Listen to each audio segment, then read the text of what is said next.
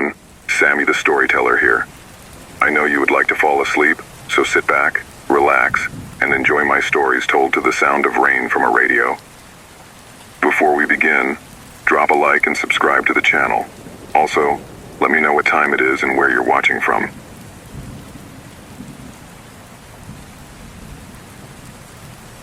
In the flat, endless stretch of a place called Harrow County, where the fields blur into the horizon and the sky hangs heavy, there was a house no one claimed.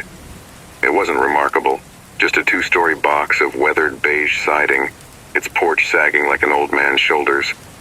The locals called it the Murrow House, after the family who lived there until one winter night in 1973, when they vanished without a trace.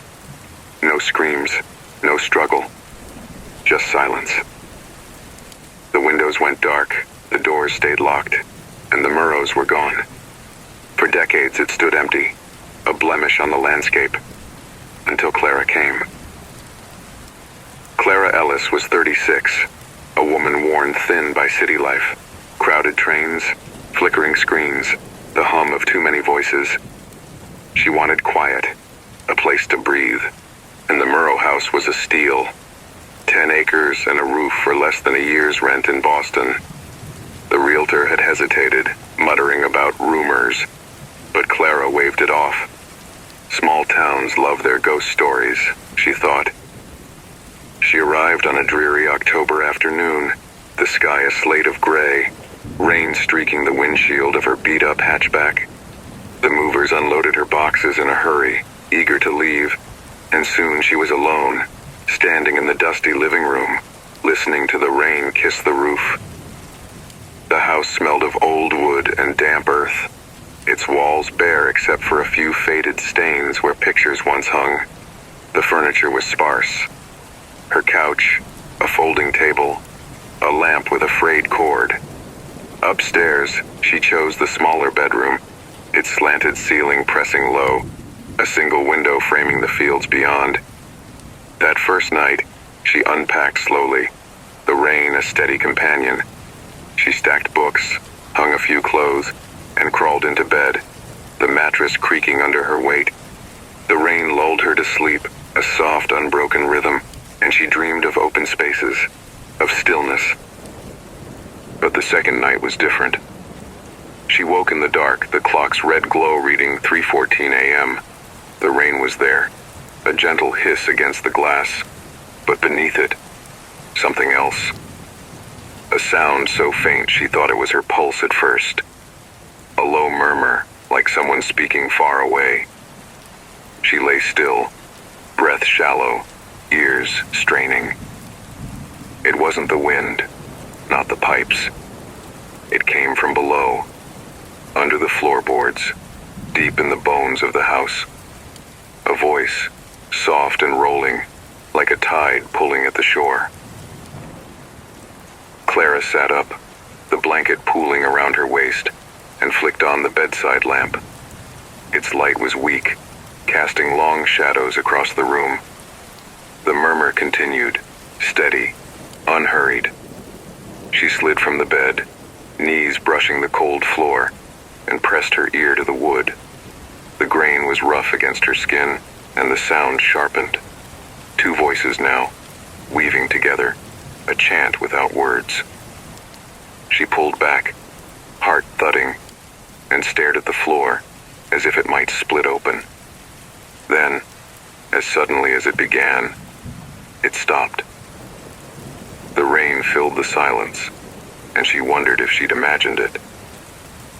Morning came gray and wet. Clara brewed coffee, the steam curling in the chilly kitchen, and told herself it was nothing. An old house settling, a trick of tired ears. She explored the place, needing proof. The basement was a concrete box, damp and cluttered with cobwebs, but no pipes ran beneath her room. She tapped the ceiling with a broom handle, solid, no hollow spots. The crawl space under the house was tighter than a coffin, its entry bolted shut. She laughed, a brittle sound, and returned to unpacking, the rain her backdrop. But doubt gnawed at her, a splinter in her mind. That night, she stayed awake, phone in hand, flashlight app ready. The clock ticked toward 3 a.m., the rain a steady drum. At 3:14, it came again, louder, closer. She knelt on the floor, trembling, and listened. Words took shape in the drone. Below, waiting, below. The voices were distinct now. A man's, deep and gravelly.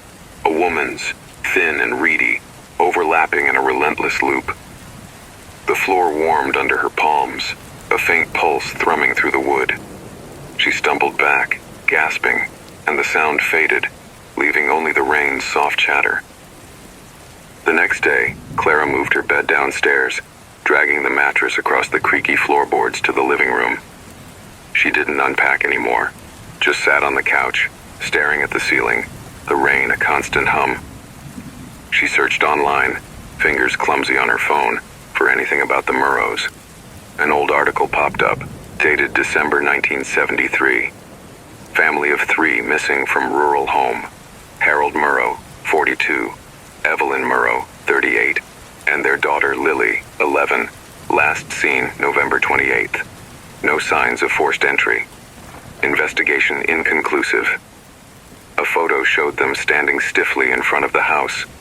Harold with a tight jaw, Evelyn with hollow eyes, Lily clutching a doll. Clara shivered. Nothing about voices. Nothing about the floor.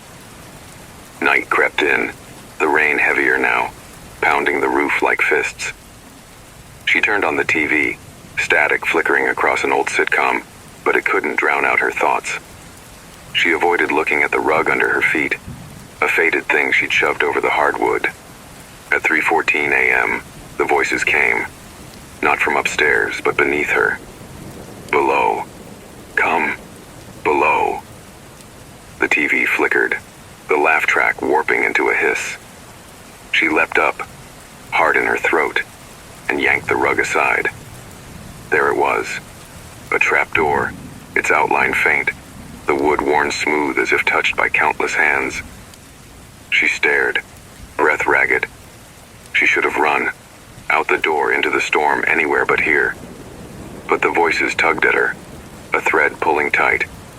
She grabbed a knife from the kitchen, its blade dull, and pried at the trapdoor. The hinges groaned, a sound like a wounded animal, and it lifted, revealing a shallow pit. Dirt walls glistened wetly, the air thick with the stench of rot.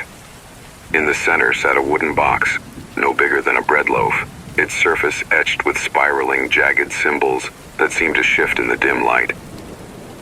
Clara climbed down, her boots sinking into the muck, the pit barely deep enough to stand in. The rain roared above, muffled by the house, and the voices stopped, leaving a silence that pressed against her ears. She reached for the box, her fingers brushing the carvings, warm, alive, pulsing faintly. She lifted the lid, and inside, a coil of dark hair tied with a red ribbon, strands glinting like spider silk. Beneath it, a photograph. The Murrows, the same stiff poses, but their eyes were gone, scratched out with black ink that shimmered as if freshly spilled. A scrap of paper lay under it, yellowed and brittle, with scrawled words, "We wait below." She dropped the box, the hair spilling onto the dirt, and scrambled back. The pit seemed deeper now, the walls looming higher, slick with moisture. The voices erupted, not from the box, but from above, pouring through the trapdoor. Below, stay, below. She looked up, and they were there. 3 figures at the edge, their silhouettes sharp against the living room's dim glow. Harold, tall and rigid. Evelyn, her head tilted unnaturally. Lily, clutching that doll, its face a smear of shadow. Their skin was too pale, their eyes black hollows, unblinking, fixed on her. Clara screamed, clawing at the dirt, but it crumbled under her nails, pulling her down. The air thickened, the stench choking her, earth and decay and something older, hungrier. The figures didn't move, but the voices grew deafening, vibrating through her bones. She lunged for the trapdoor, fingers scraping the edge, but it slammed shut, the sound swallowed by the storm. Darkness pressed in, the pit stretching impossibly deep, and the last thing she felt was the warm pulse of the floor beneath her, drawing her under. The next day dawned wet and gray. A neighbor, an old man with a limp, noticed Clara's car still in the drive, the house dark. He knocked, waited, then peered through the windows. Boxes, a couch, a rug tossed aside. The trapdoor was there, but seamless.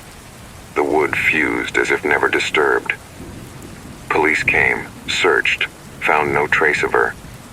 Her phone lay on the couch, its last search frozen on the Murrow article. The house was emptied again, left to rot. But the story doesn't end. On rainy nights, they say the Murrow house hums, a low, rhythmic sound, like voices beneath the floor. Passers-by swear they've seen shadows at the windows, 3 figures watching the fields. And if you stand too long on that sagging porch, you might feel it. A warmth seeping up through the boards, a whisper against your soles. Below, waiting, below. Don't listen too closely. Some doors, once opened, never close. In a quiet village tucked between rolling hills and tangled woods, where the days moved slow and the nights stretched long, there was a shop no one entered. It sat at the edge of town, a narrow building of cracked brick and clouded windows, its sign faded to a smudge. Harrigan's Antiques. The villagers passed it by, heads down, as if it might notice them. They whispered of its owner, Old Man Harrigan, who'd vanished years ago. Some said into the woods, others said into the shop itself. But the real whispers were about the clock. It was a tall thing, oak and brass, standing in the shop's front window. Its face was yellowed, its hands black and sharp, and it ticked backward. Always had, they said, since Harrigan brought it in. No one knew where he'd found it, only that he'd doted on it, polishing its wood, winding its gears, until the day he was gone. The shop stayed locked, the clock stayed running, its hands spinning left instead of right. And on rainy nights, they swore it chimed. Not a bell, but a sound like a sigh, low and mournful, drifting through the glass. Elliot Moore didn't believe the whispers. He was 28, new to the village, a carpenter with steady hands and a skeptic's mind. He'd moved for the quiet, tired of city clamor, and rented a cottage across from Harrigan's shop. The clock caught his eye that first week. Its backward tick a curiosity, nothing more. He'd watch it from his porch, the rain streaking the air between them, and wonder why no one claimed it. The shop was abandoned after all. Why let it sit? One evening, the rain heavier than usual, Elliot crossed the street. The shop's door was unlocked, hanging ajar, as if waiting. Inside, the air was thick. Dust and mildew, the smell of time left to rot. Shelves sagged with trinkets, cracked porcelain, tarnished silver, books with pages like dry leaves. And there, against the window, stood the clock. Its tick was louder now, a steady tock-tick, moving counterclockwise.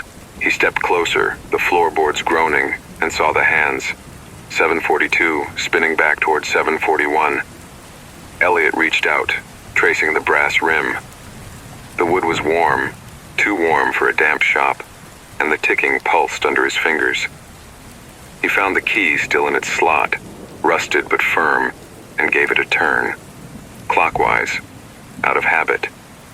The gears whined, a sharp, protesting sound, then settled. The hands stopped, quivered, and began to tick forward.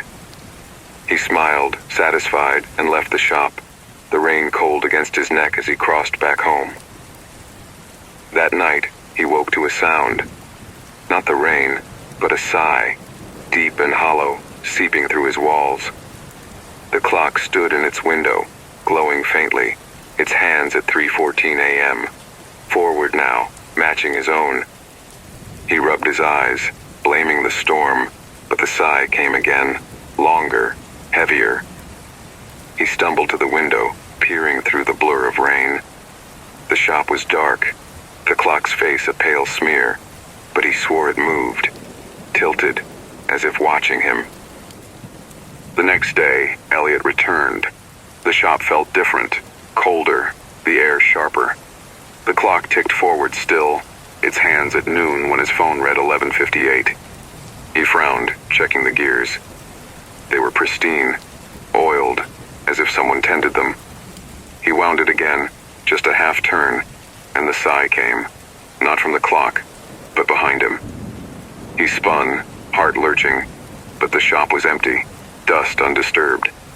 The rain drummed outside, a steady pulse, and he left, locking the door this time, key in his pocket. Nights blurred into unease. The sigh followed him, through the cottage walls, under his bed, in the spaces between raindrops. The clock's glow grew brighter, piercing the dark, its hands racing ahead of time. He'd check at midnight and find it at 2 a.m., then 4 o'clock, then dawn before the sun rose. Sleep slipped away, his dreams filled with that sigh. Now a voice, old, cracked, calling his name. Elliot, come back. He stopped crossing the street, stopped looking at the shop, but the ticking burrowed into his skull. One night, past midnight, the rain a roar. He couldn't bear it. He grabbed a hammer, crossed to the shop, and smashed the lock. The clock stood there, hands at 3:14 again, ticking forward fast. Too fast. He raised the hammer, aiming for the face, but froze. Reflected in the glass was a figure, tall, stooped, in a long coat, its face a shadow under a wide hat. Harrigan, he thought, though he'd never seen him. The figure didn't move, just watched, and the sigh filled the room, thick as smoke. Elliot swung. The hammer cracked the clock's face, glass shattering, gears grinding to a halt. The hands stopped, the glow faded, and the sigh became a scream, sharp, human, tearing through the shop. He dropped the hammer, stumbling back, and the figure was gone. The rain roared on, but the shop was silent, the clock dead. He ran home, locked the door, and sat trembling until dawn, the broken key still in his fist. The village noticed the change. The shop went dark, the clock still, its face a jagged ruin. Elliot left soon after, abandoning his tools, his cottage, fleeing to anywhere but there.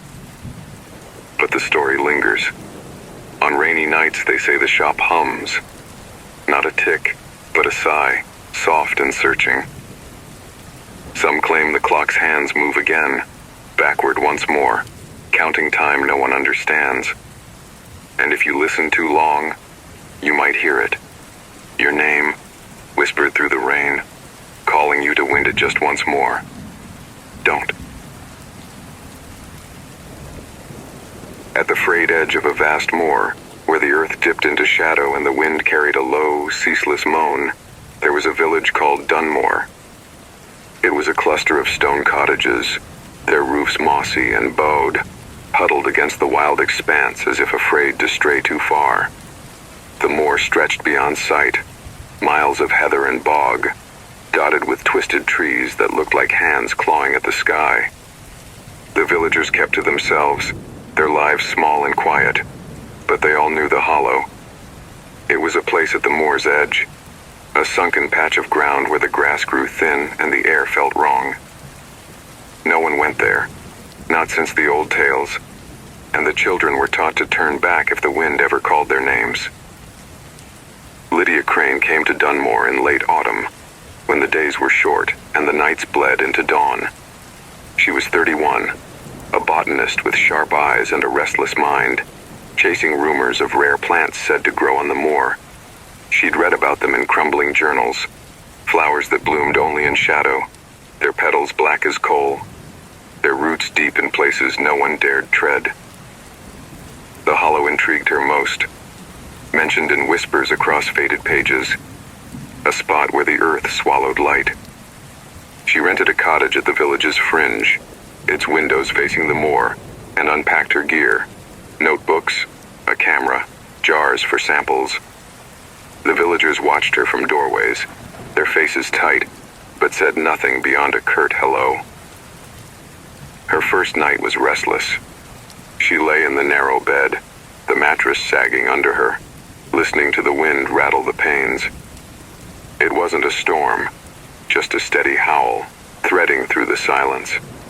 She woke once, the clock at 2:49 a.m., to a sound beneath the wind, a hum, low and uneven, like a voice caught in the earth. She sat up, peering through the window, but the moor was a black sea, its edges lost to the dark.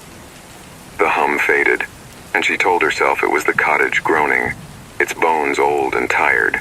Sleep took her again, uneasy and thin. Morning brought a sky of slate and a chill that seeped through the walls. Lydia brewed coffee, its steam curling in the dim kitchen, and spread her maps across the table. The hollow wasn't marked, not precisely, just a vague circle inked by hand, a note in the margin, where the moor keeps its secrets. She packed a bag, water, a compass, her tools, and set out, the village silent behind her. The moor unfolded under her boots, damp and spongy, the heather brushing her knees. She walked for an hour, the wind tugging at her coat, until the ground dipped and the air grew heavy. There it was, the hollow, a shallow bowl of earth, its edges jagged, its center bare but for a few stunted shrubs.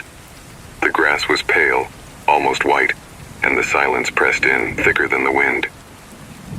She stepped closer, her breath shallow, and knelt at the rim. The soil was cold, gritty under her fingers, and she scraped a sample into a jar. The plants here were strange, small, wiry things with leaves like needles, their tips curling inward. She snapped photos, the camera's click sharp against the quiet, and sketched in her notebook, her pencil trembling slightly. The hollow felt alive, its stillness a mask, and she couldn't shake the sense of eyes on her back. She glanced over her shoulder, but the moor was empty, the village a smudge in the distance. The wind picked up, carrying that hum again, faint, rhythmic, rising from the ground beneath her. Lydia stood, brushing dirt from her knees, and circled the hollow. It was wider than she'd thought, maybe 50 feet across, its center dipping lower, shadowed even in daylight. She took a step down, the slope slick, and stopped. There, half buried in the earth, was a stone, flat, smooth, carved with lines that spiraled inward. She brushed it clean, her fingers tracing the grooves, and felt a pulse. Not her own, but something in the stone, faint and steady. She pulled back, heart thudding, and the hum grew louder, threading through the wind. Stay. Stay. It wasn't her imagination. She heard it, clear as a whisper, and it came from below. She scrambled back to the rim, her boots slipping, and sat there, staring at the stone. The hum stopped, the wind swallowing it, but the air felt heavier, pressing on her chest. She wrote it down. Stone, carved, vocal phenomenon. Her hand shaky, her scientist's mind grasping for reason. The sun was dipping now, the moor turning gray, and she packed her things, the hollow's edge a line she didn't cross again that day. The walk back was long, the wind at her heels, and she swore the hum followed, faint and fleeting, tugging at her ears. Back in the cottage, she locked the door, a habit from the city, useless here, and spread her samples on the table. The soil was dark, almost black, with a sheen like oil. The plants were brittle, snapping under her tweezers, their insides hollow, like tiny straws. She studied the photos, zooming in on the stone, its spirals hypnotic, pulling her gaze deeper. Night fell, the wind louder now, rattling the windows like fists. She cooked a simple meal, soup from a can, but ate little, her thoughts on the hollow. Sleep came late, fitful, and she woke at 2:49 a.m. again, the hum back, stronger, closer, vibrating through the floor. She didn't turn on the light this time. She slid from the bed, barefoot, and pressed her ear to the wooden boards. The hum was there, deep in the cottage, echoing the moor. Stay, stay, stay. It wasn't one voice, but many, layered and soft, rising from beneath. She pulled up the rug, her fingers trembling, and found nothing. No trapdoor, no cracks, just solid wood, warm under her touch. The hum grew, filling the room, and she stumbled to the window, peering out. The moor was a void, but there, a flicker, a shape at the hollow's edge, too tall, too thin, standing where she'd been. It didn't move, just watched, and the hum became a chant, insistent, pulling at her mind. Lydia backed away, heart pounding, and grabbed her phone, its light harsh against the dark. She typed notes. Auditory hallucination, visual distortion. But her hands shook too much to finish.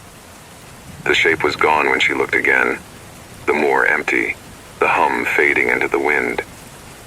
She sat on the bed, knees drawn up, until dawn crept in, pale and weak. The village was silent when she stepped outside, the air damp and still. She needed answers. Someone here knew something, had to. And she headed for the only place open, the pub, a squat building with a crooked sign. The barman, an old man with a face like weathered stone, looked up as she entered, his eyes narrowing. "I've been to the hollow," she said, her voice steadier than she felt. "What's out there?" He didn't answer at first, just wiped a glass with a rag, his movements slow. Then he leaned in, his breath sour, and muttered, "You heard it, didn't you? The voices." She nodded, throat tight, and he sighed, a sound like the wind itself. "They've been there longer than us. Stay away, lass. It don't let go once it's got your name." He turned back to his work, the conversation done, but his words sank into her, heavy as the moor's soil. She left the pub, the day stretching gray and endless, and stood at her cottage door, the hollow a shadow in her mind. She could leave, pack her things, drive away, forget the plants, the stone, the voices. But her notebook sat on the table, her camera beside them, and the hum lingered in her ears, soft and beckoning. She didn't leave, not yet.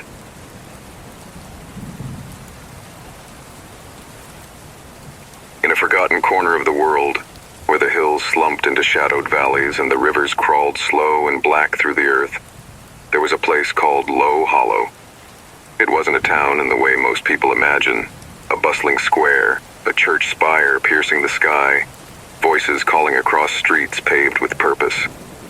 No, Low Hollow was something else, something older, a scattering of homes that seemed to have grown from the ground itself rather than been built by human hands. The houses were low and squat, their stone walls rough-hewn and patched with moss, their roofs sagging under the weight of years, as if the damp air pressed them down season after season. They huddled together at the base of a steep valley, cradled by slopes so thick with pines that the trees formed a dark curtain, their needles whispering secrets in the wind that never quite seemed to stop. Beyond those homes lay the marsh, a vast, sprawling thing that defied edges, a tangle of reeds and muck stretching out into the gloom. The water there glinted under a sky that rarely broke into blue, its surface pocked with pools that reflected nothing but gray. The reeds stood tall, taller than a man in places, swaying in a rhythm that didn't match the breeze, their tips sharp enough to cut if you brushed them wrong. The marsh wasn't just a place. It was a presence, alive in a way that made the skin prickle. its breath rising in wisps of mist that clung to the ground even on the clearest days. The people of Low Hollow knew it well, though they rarely spoke of it. Their lives were small, circumscribed by the valley's walls, their faces carved with lines of quiet endurance, their eyes carrying a weight that suggested they'd seen things they'd rather forget. They spoke even less of the lanterns.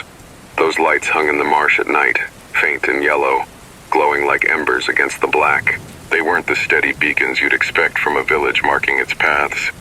No, these swayed without a breeze, drifting where no one dared to tread, appearing and vanishing as if guided by some unseen hand. The villagers kept their own lanterns lit, small oil lamps flickering by doorways and windows, a frail defense against the dark that pressed in from the marsh. But those other lights, the ones out there, they were different, wrong in a way that tightened the chest. The old stories called them warnings, traps, the last traces of souls lost to the bog. No one went near them. Not after the tales of fishermen who'd followed and never returned. Not after the children who'd wandered too far and left only silence behind. Into this hushed, heavy place came Thomas Wren, a man out of step with the stillness. He arrived on a damp November evening when the air hung thick with moisture and the dusk crept in too soon, swallowing the last scraps of daylight before the clock struck 5. He was 34, a photographer with a lean frame and a restless soul, his dark hair streaked with early gray, his eyes sharp with a hunger for something more than the ordinary. He'd grown up in a city of concrete and noise, where the nights were lit by neon and the days drowned in clamor. But he'd never settled there. His work took him to edges, cliffs, forests, deserts, chasing images that held a truth he couldn't name. Low Hollow called to him through a tattered book he'd found in a second-hand shop, its pages yellowed and curling, its ink smudged by time. The book spoke of the marsh lights in halting prose, describing them as glows without source, drifting where no path led, a mystery stitched into the fabric of the valley. Thomas wanted them captured, frozen in a frame, proof of something strange in a world he'd found too plain. He drove into Low Hollow in a battered truck, its engine coughing as it rattled down the narrow lane, the tires sinking into ruts softened by weeks of rain. The village greeted him with silence, the kind that feels like a held breath. A few figures lingered in doorways, their coats pulled tight against the chill, their faces half hidden by shadow. They watched him unload his bags, 2 duffels, a camera case, a tripod slung over his shoulder, their eyes narrowing as if measuring him against some unspoken standard. He offered a nod, a city habit, but got only curt tilts of heads in return. No words, no warmth.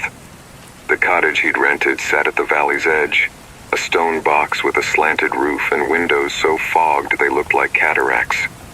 It smelled of damp wood and ash, its hearth cold and black, its floorboards groaning under his weight as he stepped inside. The woman who led it was Mrs. Hale, old and bent like a tree warped by storm, her hands gnarled and trembling as she pressed the key into his palm. Her hair was a thin white wisp pulled tight against her scalp, her skin a map of creases, but her eyes were sharp, glinting with something that might have been fear or warning. She stood in the doorway as he set his bags down, her shadow long across the floor, and spoke in a voice rasped raw by years. "Don't go chasing lights," she said, her words clipped, her gaze fixed on him like she could see through to his bones. "They ain't what you think." Thomas smiled, polite and dismissive, a reflex from a life where warnings were noise to be tuned out. "I've handled worse," he said, his tone light, but her lips pressed into a thin line, and she turned away, leaving him with the echo of her steps fading down the lane. He unpacked that night, methodical despite the unease that prickled at his neck. The cottage was sparse, a single room downstairs with a table, a chair, a stove that hissed when he lit it, and a narrow stair to the bedroom above. He set his camera on the table, its lens catching the dim glow of the lamp he'd brought, and laid out his tripod beside it.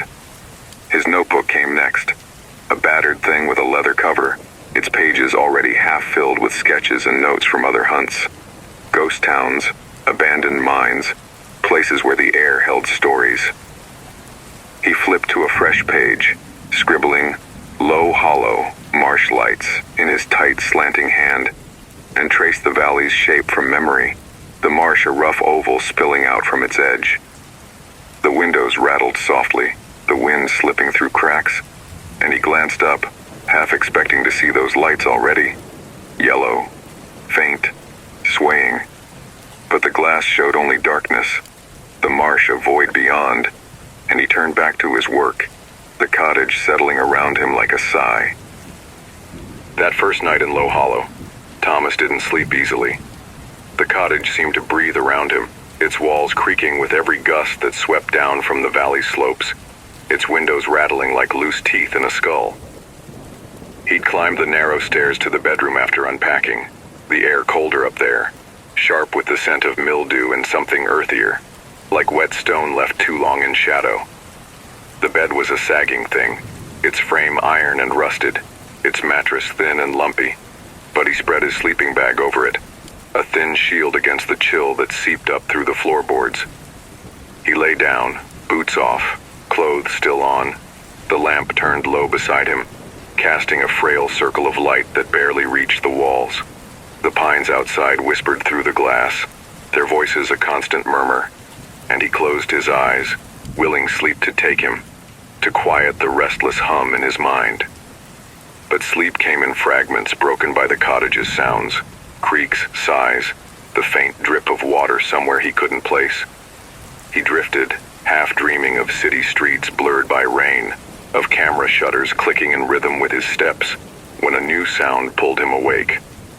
It was faint at first, a scratch beneath the wind, like fingernails tapping glass, and he opened his eyes, the room dark save for the lamp's dim glow.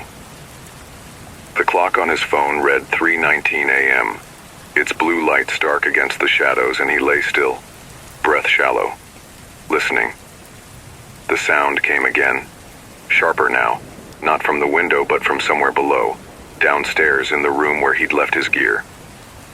It wasn't the wind, not the pines, but something deliberate, a rhythm that didn't belong. He sat up, the sleeping bag rustling, and reached for the lamp, turning its knob until the light flared brighter, spilling across the slanted ceiling. The bedroom was small, barely more than a closet, its walls bare except for a single crack that ran like a vein from floor to roof, its edges dark with damp. He swung his legs over the bed's edge, the floor cold against his socks, and stood, the boards groaning under his weight. The scratching stopped, replaced by a silence so thick it pressed against his ears, and he wondered if he'd imagined it. City nerves in a country quiet, a mind too wired to rest. But then it came again, fainter, a skittering that moved across the downstairs floor, like something small and quick darting from one shadow to another.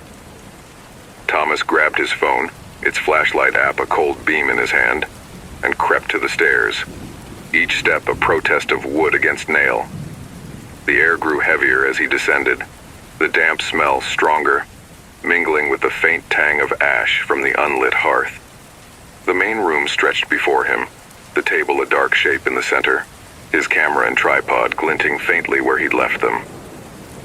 The scratching had stopped again, the silence absolute, but the room felt wrong, too still, too watchful, as if it held its breath. He swept the light across the walls, their stone rough and uneven, and paused at the window facing the marsh. The glass was fogged, streaked with grime, but beyond it, something flickered. A pale yellow glow, small and distant, swaying in the dark. He stepped closer, the floor creaking, and pressed his face to the window, wiping the fog with his sleeve. The glow was there, not one light but two, then three, bobbing over the marsh like lanterns carried on unseen hands. They drifted, slow and deliberate, weaving through the reeds, their light cold and unnatural, nothing like the warm flicker of the village lamps he'd seen at dusk. He watched, breath fogging the glass anew, and the hum came, low, uneven, rising from the marsh like a voice caught in the earth. It wasn't the wind, not the cottage, but something older, deeper, threading through the silence. Come, come. The words weren't clear, not yet, just a shape in the sound, but they tugged at him, a pull he felt in his chest. He pulled back, heart thudding, and turned the flashlight off, the room plunging into shadow save for the lamp upstairs spilling faint light down the stairs. The glow outside vanished, swallowed by the marsh's black, and the hum faded, leaving only the wind's murmur through the pines. He stood there, staring at the window, the glass now a blank mirror reflecting his own wide eyes, his breath a ragged rhythm in the quiet. It was nothing, he told himself. Marsh gas, foxfire, some trick of the bog he'd read about in his research. He was a photographer, not a ghost hunter, here for images, not stories. But the sound lingered in his mind, that whisper beneath the hum, and he couldn't shake the feeling that the lights had seen him, that they'd moved because he'd looked. He climbed back upstairs, each step slower than the last, and sat on the bed, the sleeping bag bunched around his knees.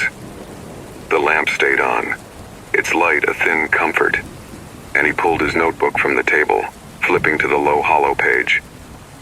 He wrote in quick, jagged strokes. 3:19 a.m.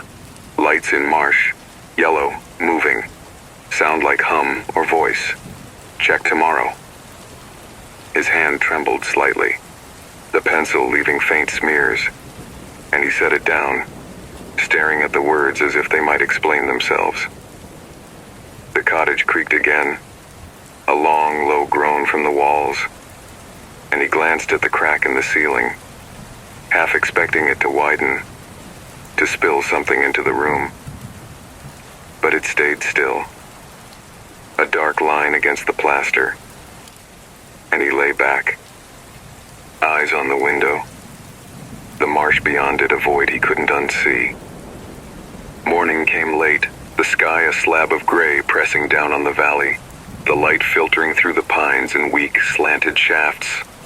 Thomas woke stiff and unrested, the lamp still burning, its oil low, the room colder than the night before. He dressed quickly, layering a sweater under his coat, and brewed coffee on the stove, the hiss of the flame a small defiance against the quiet. The coffee was bitter, scalding his tongue, but it steadied him, pulling him back from the edge of the night's unease. He ate a slice of bread from his pack, the crust dry against his teeth, and spread his maps across the table, their edges curling in the damp air.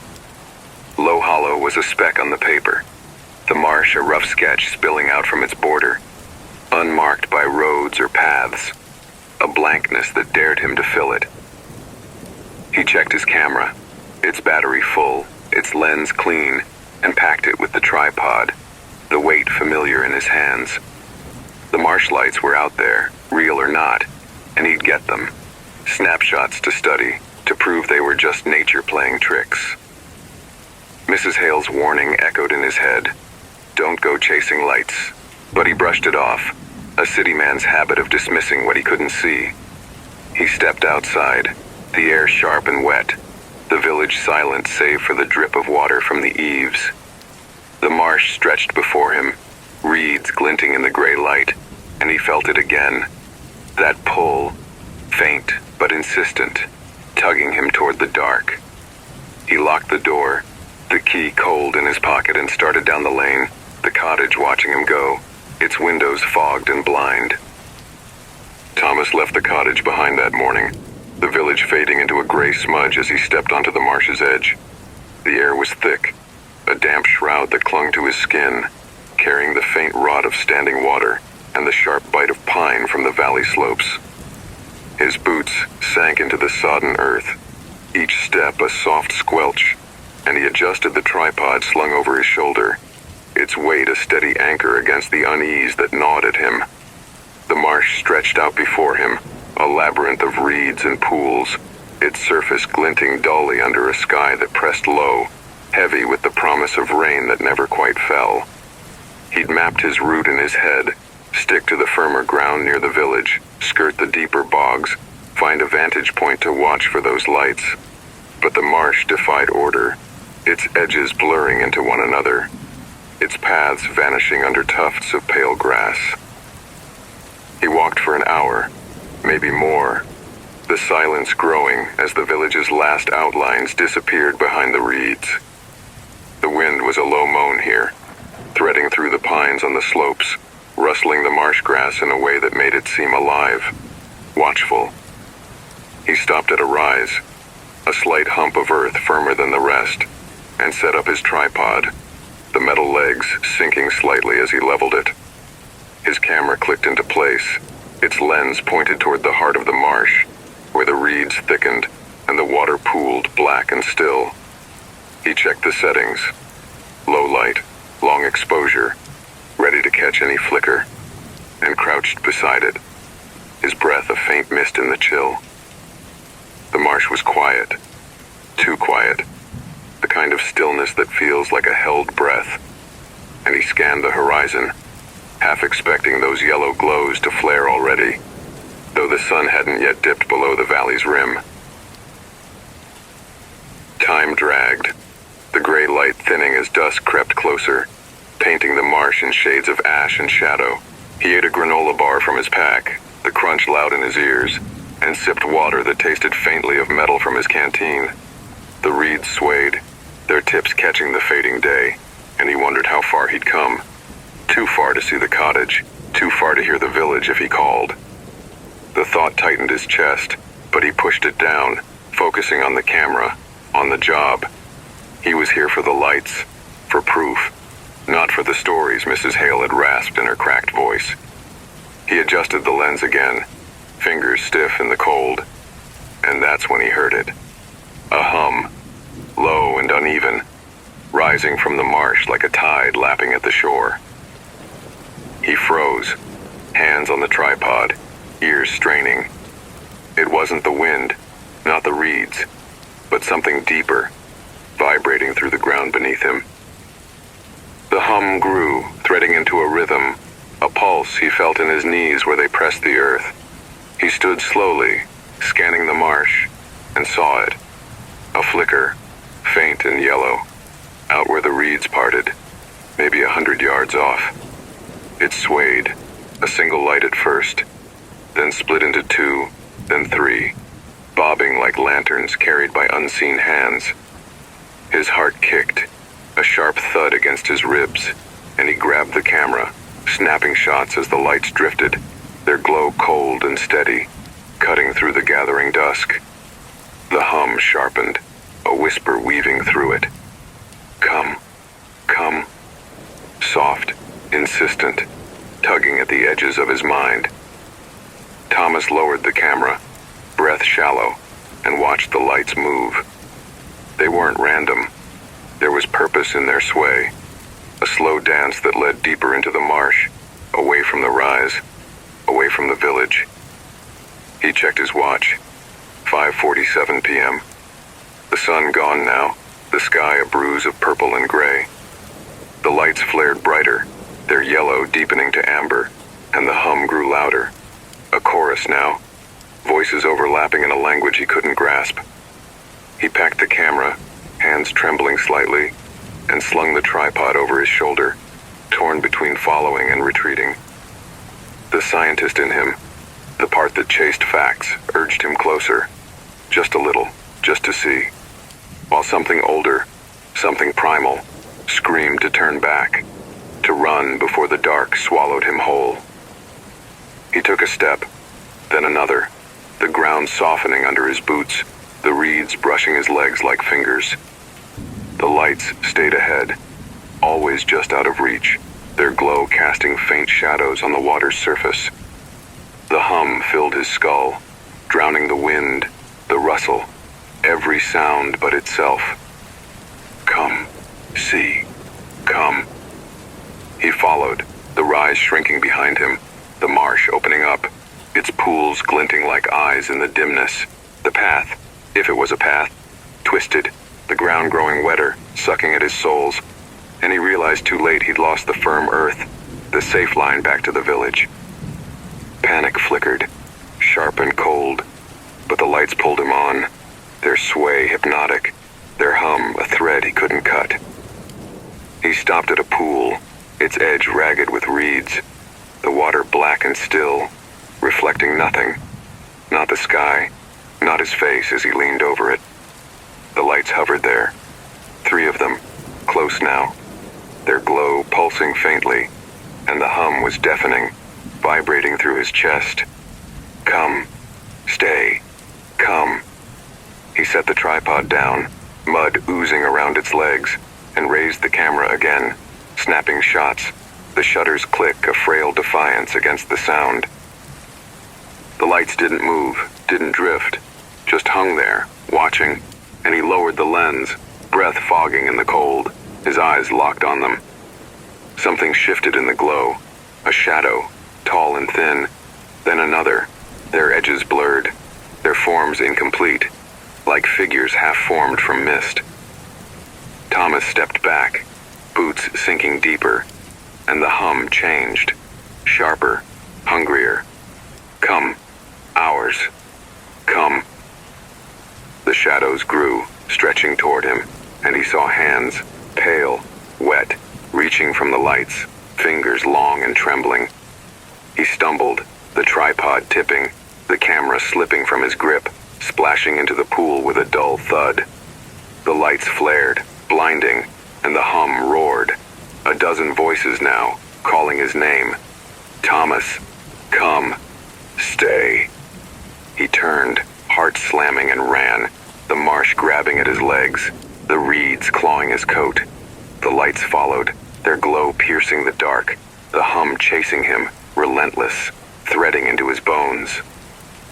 He didn't know how long he ran, the ground a blur of mud and grass, his breath ragged, his lungs burning. The village loomed at last, a faint outline of stone and shadow, and he staggered onto the lane, the lights dimming behind him, the hum fading to a whisper.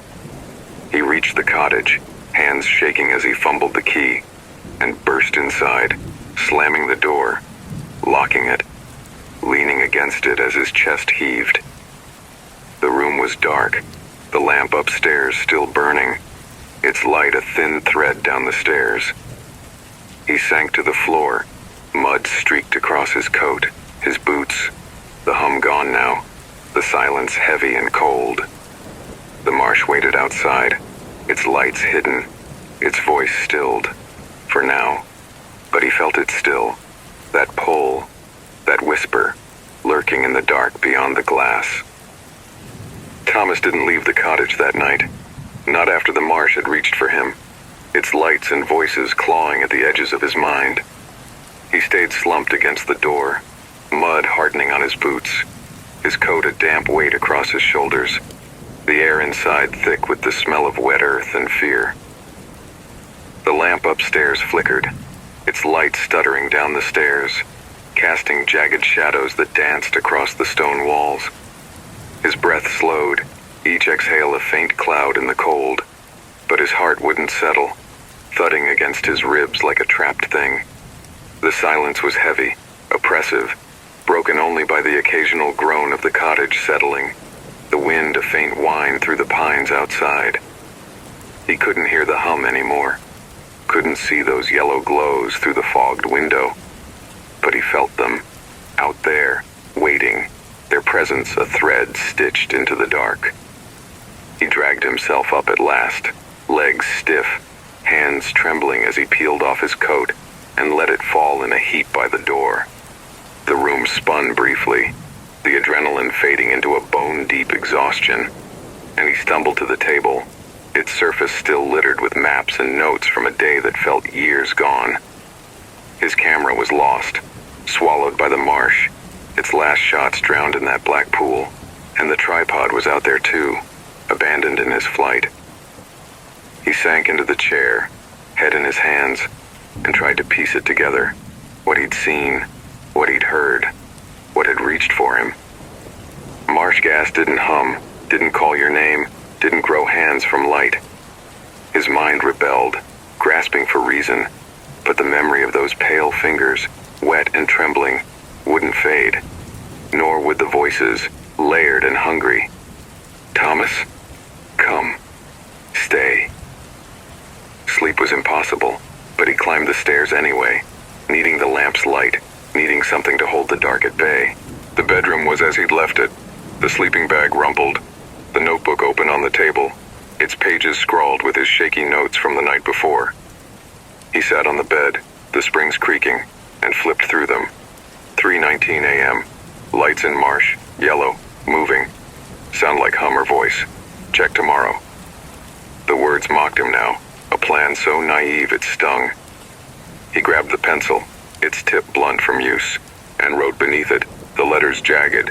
Went in, lights moved, voices said my name. Hands, real, ran. His hand shook, smudging the ink, and he dropped the pencil, letting it roll across the floor to the crack in the wall, where it stopped, teetering on the edge. He lay back, eyes on the ceiling, the lamp's glow a thin shield against the night. The wind picked up, rattling the window, and he tensed, waiting for the hum, the lights, the scratch he'd heard before. Nothing came, not then, but the silence was worse, too complete, too deliberate, like the marsh was holding its breath, biding its time. He drifted, not sleeping but sinking into a haze, images flashing behind his lids, the reeds parting, the lights pulsing, those hands reaching, their nails black and cracked. He jolted awake, heart racing, the clock at 3:19 a.m. again, the room unchanged but colder, the lamp flickering as if its oil were running dry. He sat up, breath fogging, and listened. Nothing, not a sound, not even the wind now, just a stillness that pressed against his ears like water. Morning crept in, gray and sluggish, the valley shrouded in a mist that blurred the pines into ghosts. Thomas rose, joints aching, and dressed in the same clothes, too tired to care about the mud caked on his pants. He brewed coffee, the stove's hiss a faint comfort, and stood by the window, cup in hand, staring at the marsh. It looked ordinary in the daylight. Reeds, water, a stretch of bog under a low sky. But he knew better now. Knew it hid something alive. Something that wanted him. He sipped the coffee, its heat scalding his throat, and tried to plan. He could leave, pack what was left, drive out, forget the lights, the book, the whole cursed valley. But his gear was gone, his proof drowned, and a stubborn part of him, the part that had chased shadows across deserts and cliffs, refused to let it end like this, fleeing with nothing to show. He sat at the table, maps spread out, and traced the marsh's edge with a finger, marking where he'd seen the lights, where he'd run. The pencil lines wavered, his hand unsteady, and he noticed something. A smudge on the map, faint, but there. A cluster of dots near the pool where he'd lost the camera. He hadn't drawn them, hadn't seen them before, and he leaned closer, squinting. They weren't ink, not quite. More like stains, wet and yellow, seeping into the paper as if it had been dipped in the marsh itself. He pulled his hand back, the coffee turning sour in his stomach, and the hum came, faint, distant, threading through the walls. Thomas, come. It was soft, almost a sigh, but it was there, inside now, not just out in the bog. He stood, chair scraping, and checked the window. No lights, just mist and reeds, the marsh a gray smear. The hum grew, a whisper weaving through the room, and he spun, searching for its source. The walls were still, the floor solid, but the sound moved, circling him, slipping under the table, up the stairs. He followed it, heart pounding, and climbed to the bedroom, the lamp still burning, its light weaker now, flickering like a dying star. The hum was louder here, vibrating through the floorboards. Thomas, stay. Come. He knelt, pressing his ear to the wood, and felt it. Warmth, faint but real, pulsing beneath his cheek. A rhythm that matched the lights he'd seen. He pulled back, breath ragged, and saw the notebook, open, but not to his page. The words he'd written were gone, replaced by lines, dozens of them, spiraling across the paper like the cracks in the marsh, like the hands reaching from the lights. They weren't his, couldn't be. Yet there they were, wet and yellow, staining the edges, curling into shapes that might have been letters, might have been names. The hum sharpened. Thomas, ours, come. He slammed the notebook shut, hands shaking, and the lamp flared, then dimmed, the room tilting in the half-light. He stumbled downstairs, the hum following, louder now, threading through the walls, the floor, the air, calling him back to the marsh. He grabbed his coat, the mud cracking as he pulled it on, and stood at the door, key in hand. He could leave, run, drive, escape, but the hum was inside him now, a hook in his chest, tugging him toward the dark. The maps lay scattered, the stains spreading, and he saw it. A single word, scrawled in that yellow ink, not his hand. Stay. He dropped the key, the metal clattering on the stone, and the hum roared, a chorus of voices, filling the cottage, filling him. Thomas, come. Stay. The window fogged, the marsh beyond it alive with light, yellow, swaying, waiting, and he knew he couldn't run. Not yet. Not when it had his name.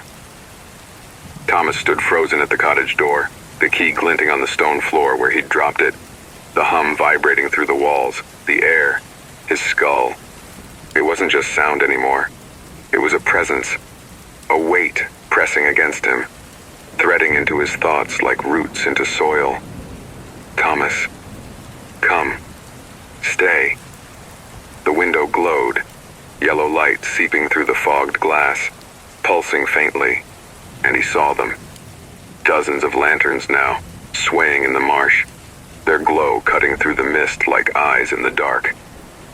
His coat hung heavy on his shoulders, mud flaking onto the floor, and his breath came in short, sharp bursts, fogging in the chill that had deepened since he'd last moved. The maps on the table rustled, their edges curling, the yellow stains spreading, spiraling into shapes that weren't his, weren't human, weren't anything he could name. He stepped back, away from the door, the hum growing louder, a chorus of voices, old, young, cracked, soft, calling his name in a rhythm that matched his pulse. The cottage felt smaller, the walls closer, the ceiling lower, as if it were shrinking around him, squeezing him toward the marsh.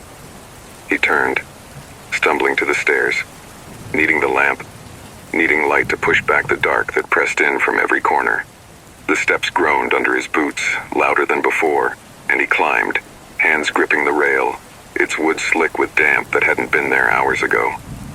The bedroom loomed above, the lamp still flickering, its flame a weak sputter against the shadows that stretched long across the slanted ceiling.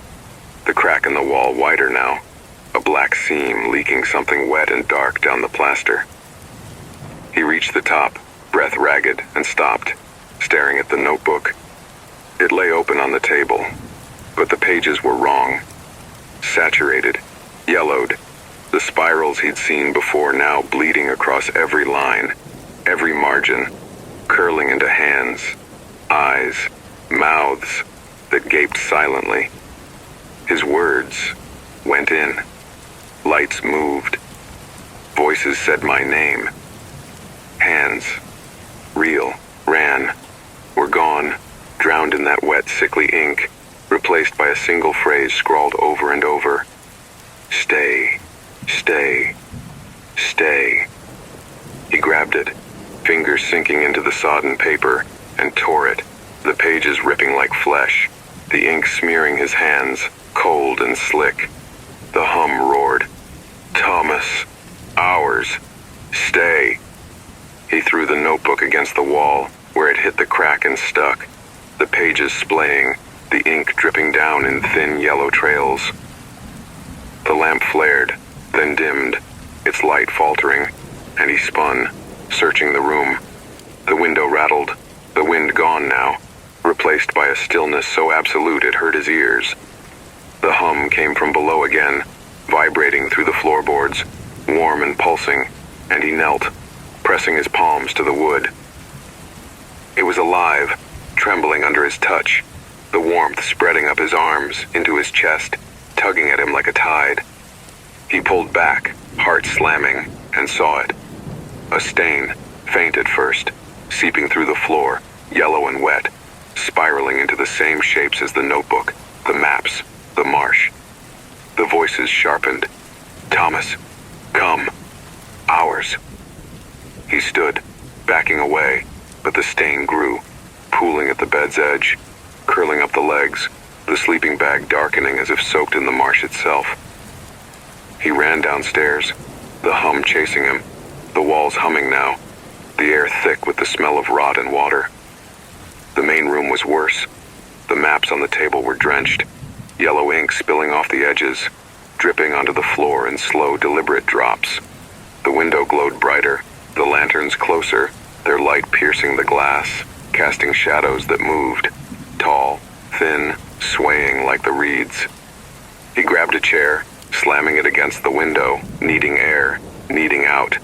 But the glass held, unyielding, the light flaring as he struck it. The hum became a scream. Thomas, stay. Ours. He dropped the chair, hands shaking, and saw the door. Still locked, the key on the floor, but the wood was wet now, yellow stains creeping up its frame, spiraling into hands that pressed outward, reaching for him.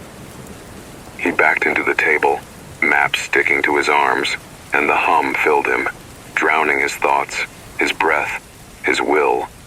The shadows at the window grew, figures forming, pale, wet, their faces smudges, their hands long and trembling, holding lanterns that burned without flame.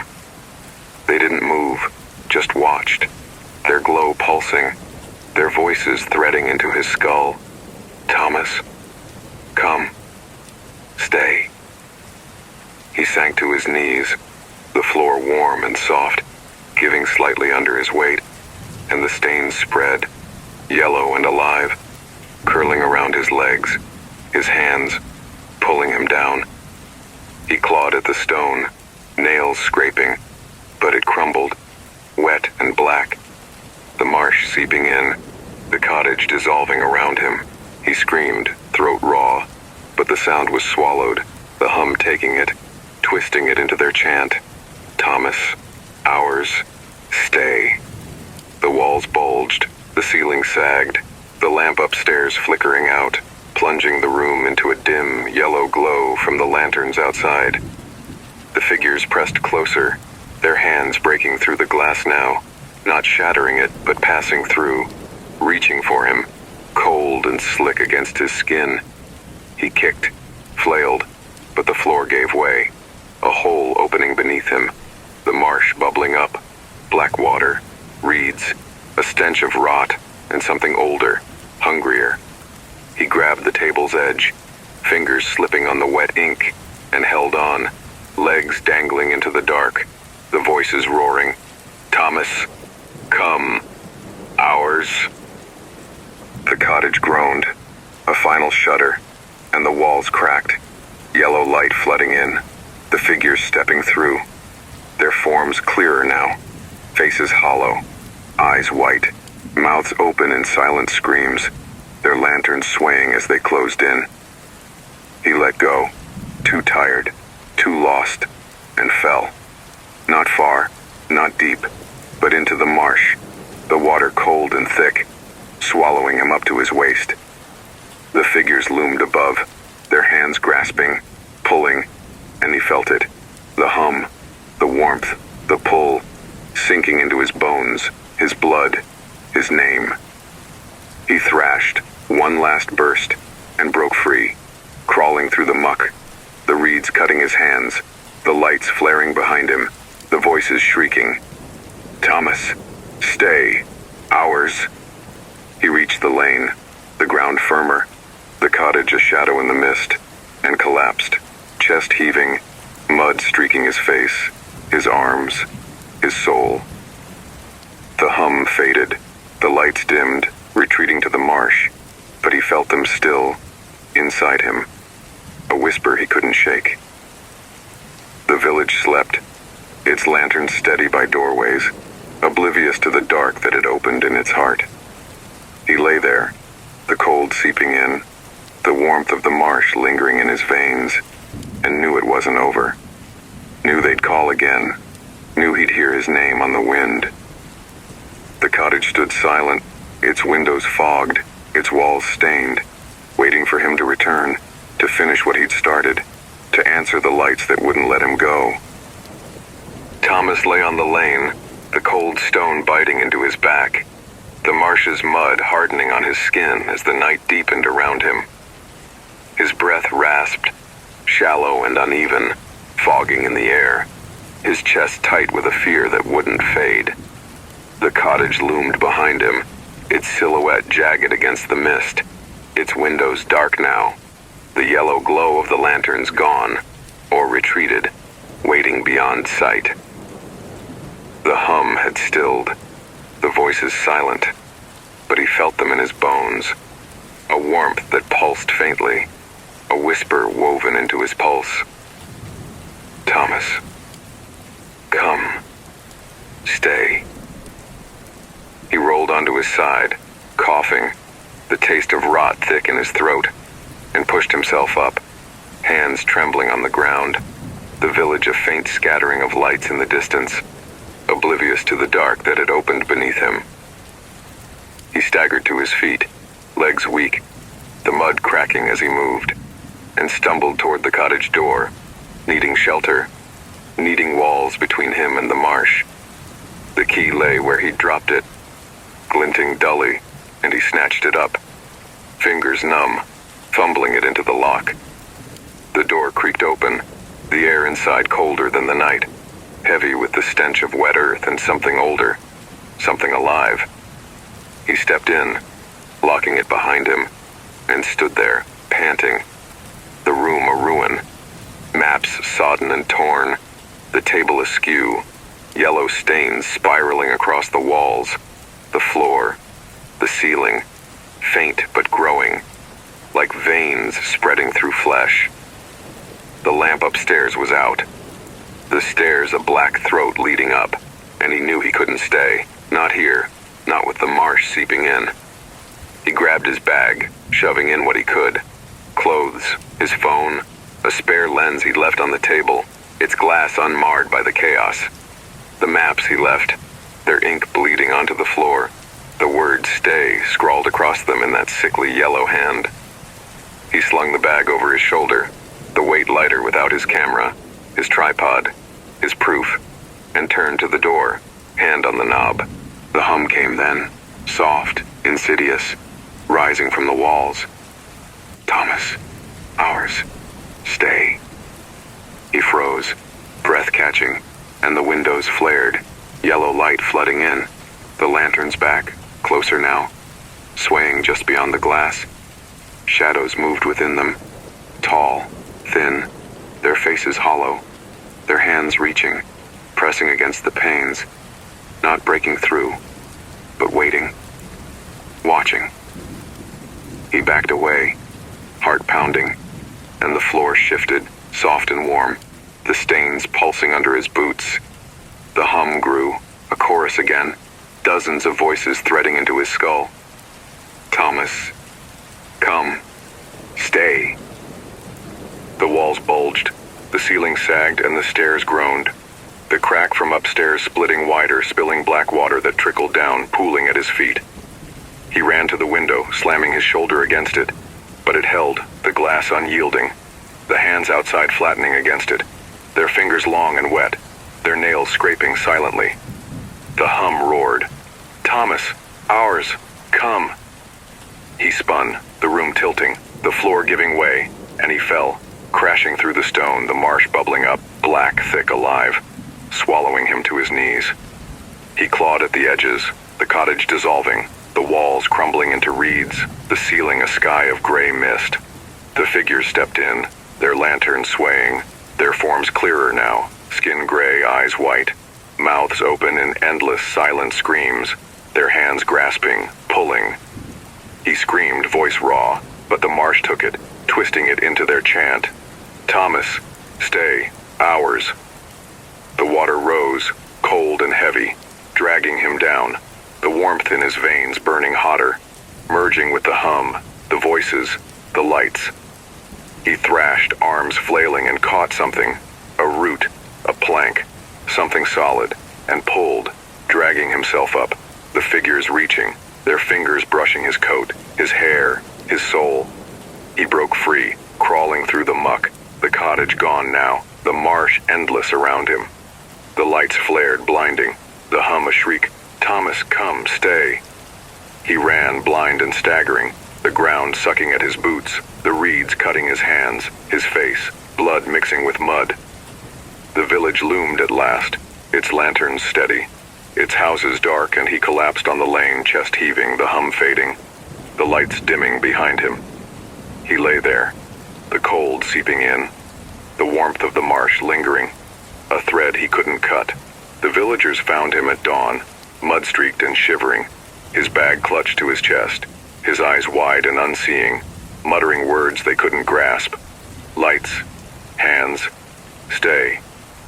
They took him in, the innkeeper brewing tea, her hands steady as she pressed a cup into his palms, her eyes sharp but silent. His truck sat untouched, the cottage abandoned, its door ajar, its walls stained yellow, its floor cracked and wet. They searched the marsh, found his camera half sunk in a pool, its last shots blurred. Yellow lights, shadows, hands reaching from the glow. They burned the maps, the notebook, the stains too deep to scrub, and boarded the cottage, its windows fogged forever. Thomas left that day, driving out with what he could carry, his face pale, his hands trembling on the wheel, the hum a faint echo in his ears, the warmth a scar in his veins. But Low Hollow remembers. The marsh keeps its lanterns, yellow and swaying, flickering on nights when the mist rolls thick and the wind falls still. The villagers light their own, small beacons against the dark, and whisper of the photographer who chased the lights, who heard his name on the wind. They say the marsh took him, not his body, but something else, something it keeps, something it calls. On quiet nights when the reeds sway and the air grows heavy, you might hear it, a hum, low and steady, threading through the valley. Thomas, come, stay. And if you look too long at the marsh, you might see them. Lights, faint and yellow, drifting where no path leads, waiting for another name to claim. The cottage stands empty, its walls crumbling, its stains spreading, a marker at the edge of the dark. Thomas never returned, never spoke of it, but he dreams, yellow glows, pale hands, a hum that knows him, pulling him back. He lives far now, in a city of noise and light, but he locks his doors at night, checks his windows, listens for that sound. The marsh doesn't forget, doesn't forgive, and the lanterns sway on, calling through the years, through the miles, through the dark. Some nights, he wakes at 3:19 a.m., the hum faint in his ears, the warmth pulsing in his chest, and he knows it's still out there, knows it's still his, knows it'll call until he answers. In a remote stretch of land where the earth rose sharp and jagged, carved by rivers long dried and winds that howled through the night, there was a place called Blackthorn Ridge. It wasn't a village in the usual sense. No bustling market, no church bells tolling the hours, just a handful of homes scattered along a spine of rocky hills, their stone walls weathered to a dull gray, their roofs patched with slate that gleamed wetly under the frequent drizzle.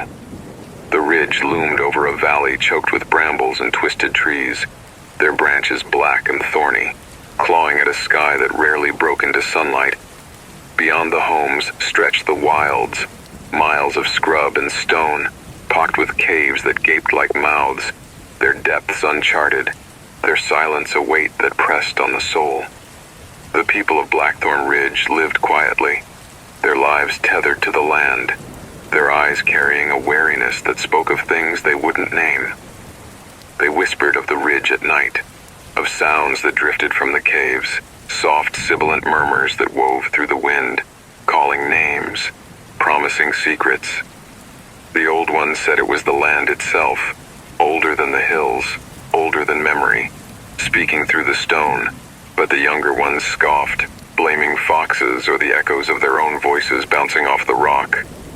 Still, no one ventured far after dusk, not since the tales of those who'd heard their names on the wind and followed, leaving only footprints that stopped at the cave mouths, swallowed by the dark.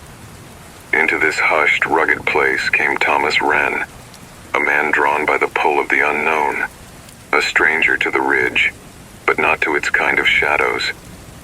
He arrived on a bleak October afternoon, when the sky hung low and gray, the air sharp with the bite of coming frost.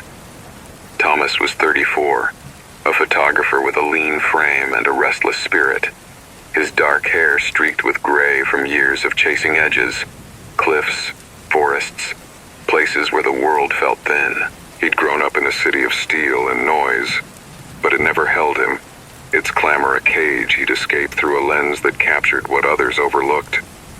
Blackthorn Ridge called to him through a letter, yellowed and brittle, slipped into a book he'd bought on a whim, a journal from a surveyor lost decades ago, its pages scrawled with notes of whispers, of caves that sang, of a ridge that remembered. Thomas wanted it, wanted the sound, the mystery, frozen in a frame or caught on a recorder, proof of something beyond the ordinary. His truck rattled up the rutted track, its engine coughing as it climbed the ridge, tires crunching over gravel and stone. The homes came into view, squat and scattered, their windows dark, their chimneys trailing thin threads of smoke into the gloom. A few figures lingered outside, a man splitting wood, a woman hanging laundry, their movements slow, their glances sharp as he passed. He offered a wave, a city reflex, but got only nods in return, tight and curt, their eyes measuring him against the ridge's quiet. He'd arranged to stay through a letter, a terse reply from a woman named Mrs. Carver, who'd agreed to let a room in her house at the ridge's end, its walls clinging to the slope, its view plunging into the valley below. The house was a low, sturdy thing, its stone stained dark by years of rain, its roof slanting steeply to shed the water that pooled in the hollows. Thomas parked beside it, the truck's engine ticking as it cooled, and stepped out, boots crunching on the rocky ground, the air cold and damp against his skin. He hauled his bags from the bed, 2 duffels, a camera case, a tripod, and climbed the steps to the door, its wood weathered to a silver gray, its hinges rusted but solid. He knocked, the sound sharp in the stillness, and waited, the wind tugging at his coat, carrying a faint rustle from the valley, like leaves skittering over stone. Or something else, something softer, something alive. Mrs. Carver opened the door, a woman in her 60s, her frame wiry and bent, her hair a tight bun of steel gray, her face etched with lines that spoke of hard years. Her eyes were pale, almost colorless, and they fixed on him with a scrutiny that made his skin prickle. She wore a wool dress, faded blue, and a shawl draped over her shoulders, her hands clasped tight as if holding something back. "You're Wren," she said, her voice low and rough, not a question but a statement, and he nodded, forcing a smile she didn't return. "Room's upstairs, no noise after dark, and don't go near the caves." She stepped aside, letting him in, her warning hanging in the air like a blade, sharp and cold. The house smelled of wood smoke and damp stone, its interior dim, the light filtering through windows streaked with grime. The main room was sparse, a table, 2 chairs, a hearth with a low fire crackling, its heat barely reaching the walls. A staircase climbed to a landing above, its steps worn smooth by years of feet, and Thomas followed her up, the boards creaking under his weight, her shadow stretching long behind her. The room she gave him was small, a slanted ceiling pressing low, a single window facing the valley, its glass fogged but clear enough to show the brambles twisting below, the cave's dark specks in the distance. A bed sat against one wall, its frame iron, its mattress thin, a quilt folded at its foot, patched and faded but clean. He set his bags down, the floor cold through his boots, and unpacked with the efficiency of habit. His camera went on the table, a small rickety thing beside the bed, its lens glinting in the dim light, the tripod beside it, sturdy and scarred from past hunts. His notebook came next, leather-bound and worn, its pages thick with sketches and notes. Ghost towns, abandoned mines, places where the air held a charge he couldn't explain. He flipped to a fresh page, scribbling Blackthorn Ridge, whispers, caves in his tight slanting hand, and traced the valley's shape from the window, its lines rough and jagged, the cave's dots of shadow he'd chase. Mrs. Carver lingered in the doorway, watching, her presence a weight he couldn't ignore. "Supper's at 6, she said, breaking the silence, her voice cutting through his thoughts. "Keep the window shut at night." She turned, her steps heavy on the stairs, leaving him alone with the room, the ridge, the wind that slipped through the cracks, carrying that rustle again. Faint, rhythmic, almost words. He crossed to the window, peering out, the valley a sprawl of thorns and stone, the cave silent under the gray sky.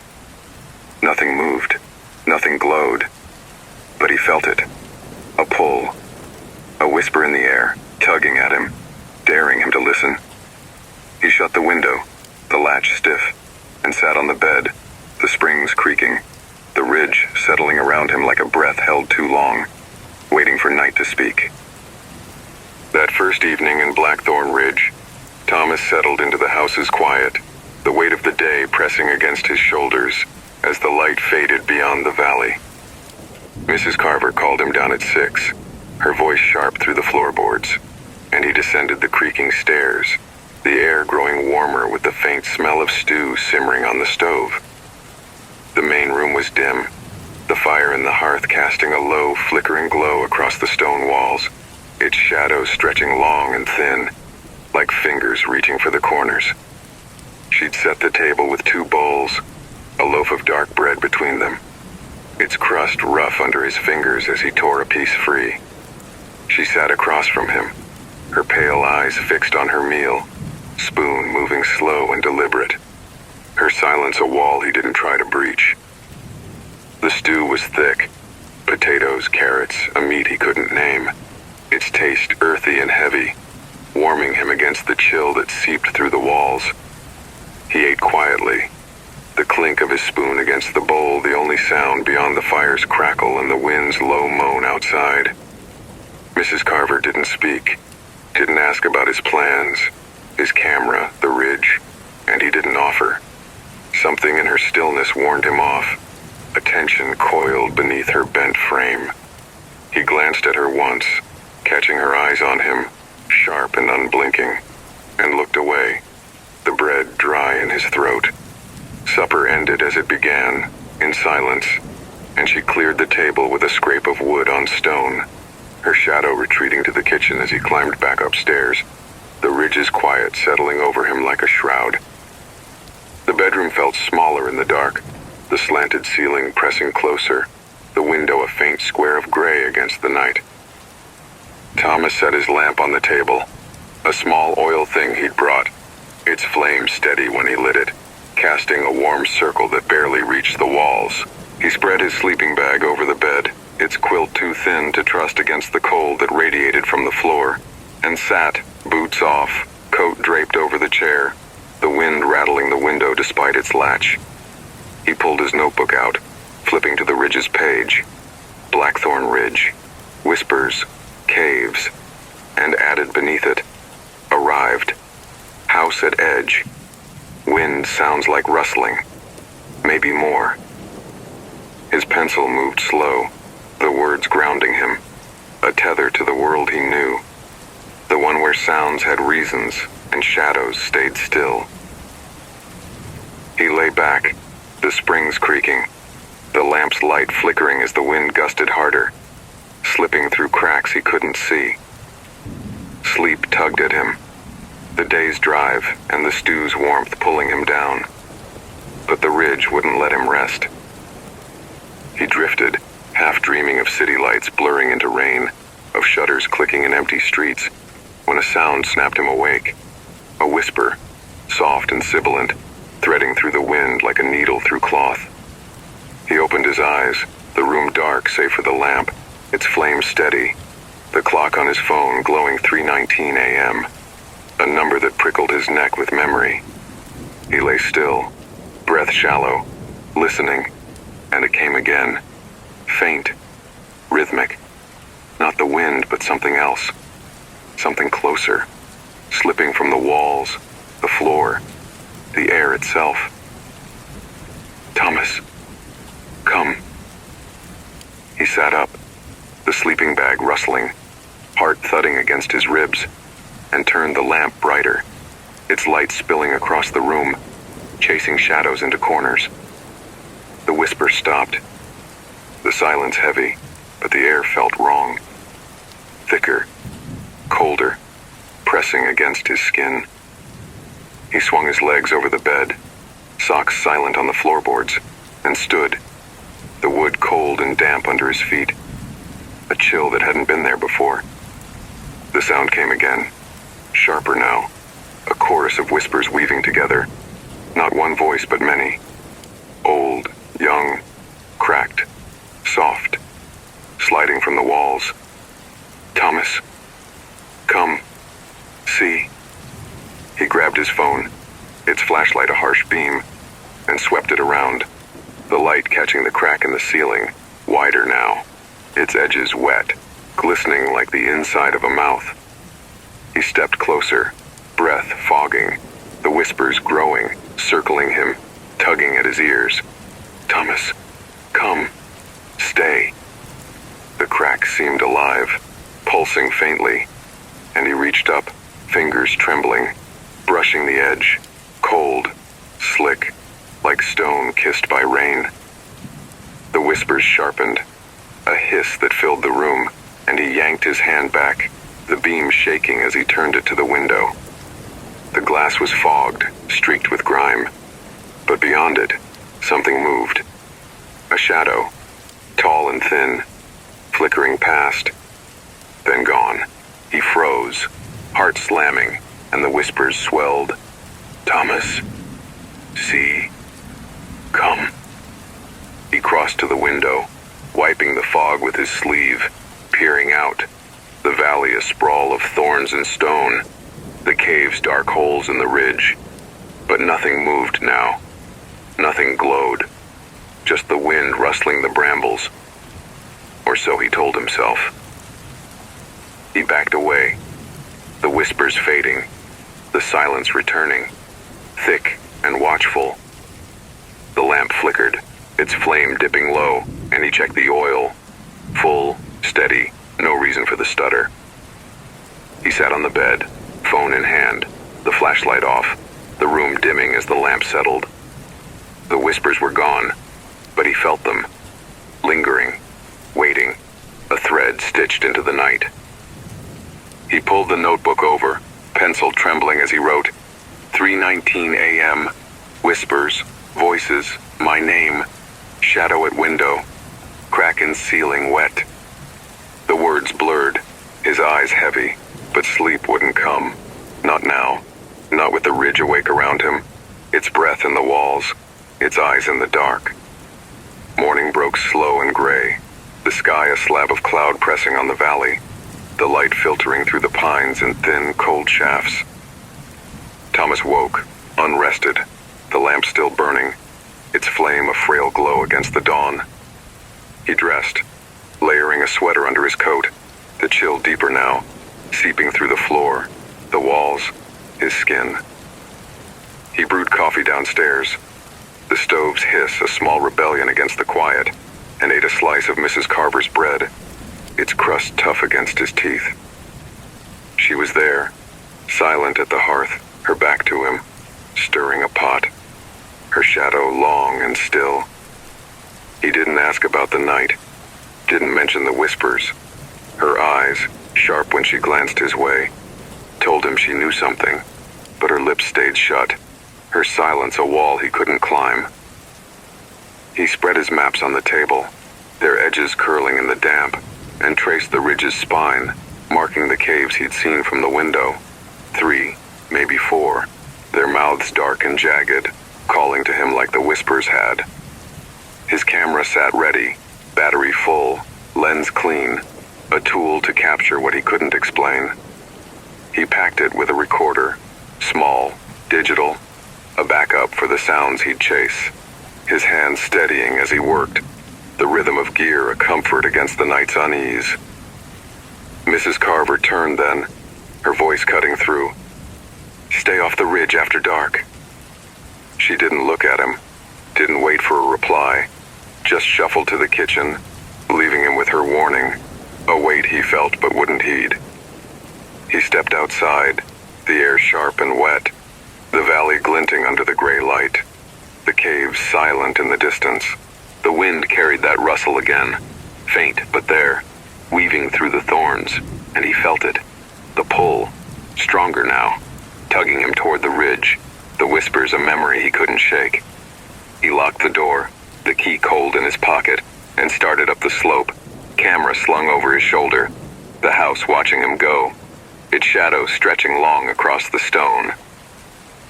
Thomas left the house that morning, the ridge rising before him like a spine of broken stone, its slopes jagged with scrub and thorns under a sky that hung low and gray. The air was sharp, damp with the promise of rain that clung to the valley, the wind threading through the pines with a rustle that echoed the whispers from the night. Faint, rhythmic, almost alive. His boots crunched on the rocky path, the camera slung over his shoulder, its weight a steady comfort against the unease that gnawed at him. The recorder clipped to his belt, ready to catch what his ears couldn't trust.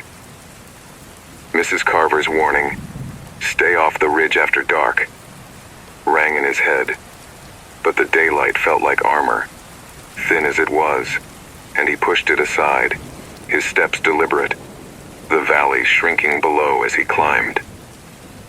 The ridge unfolded under his feet, a maze of stone and bramble, its paths worn by wind or forgotten hands, twisting toward the caves he'd marked on his map.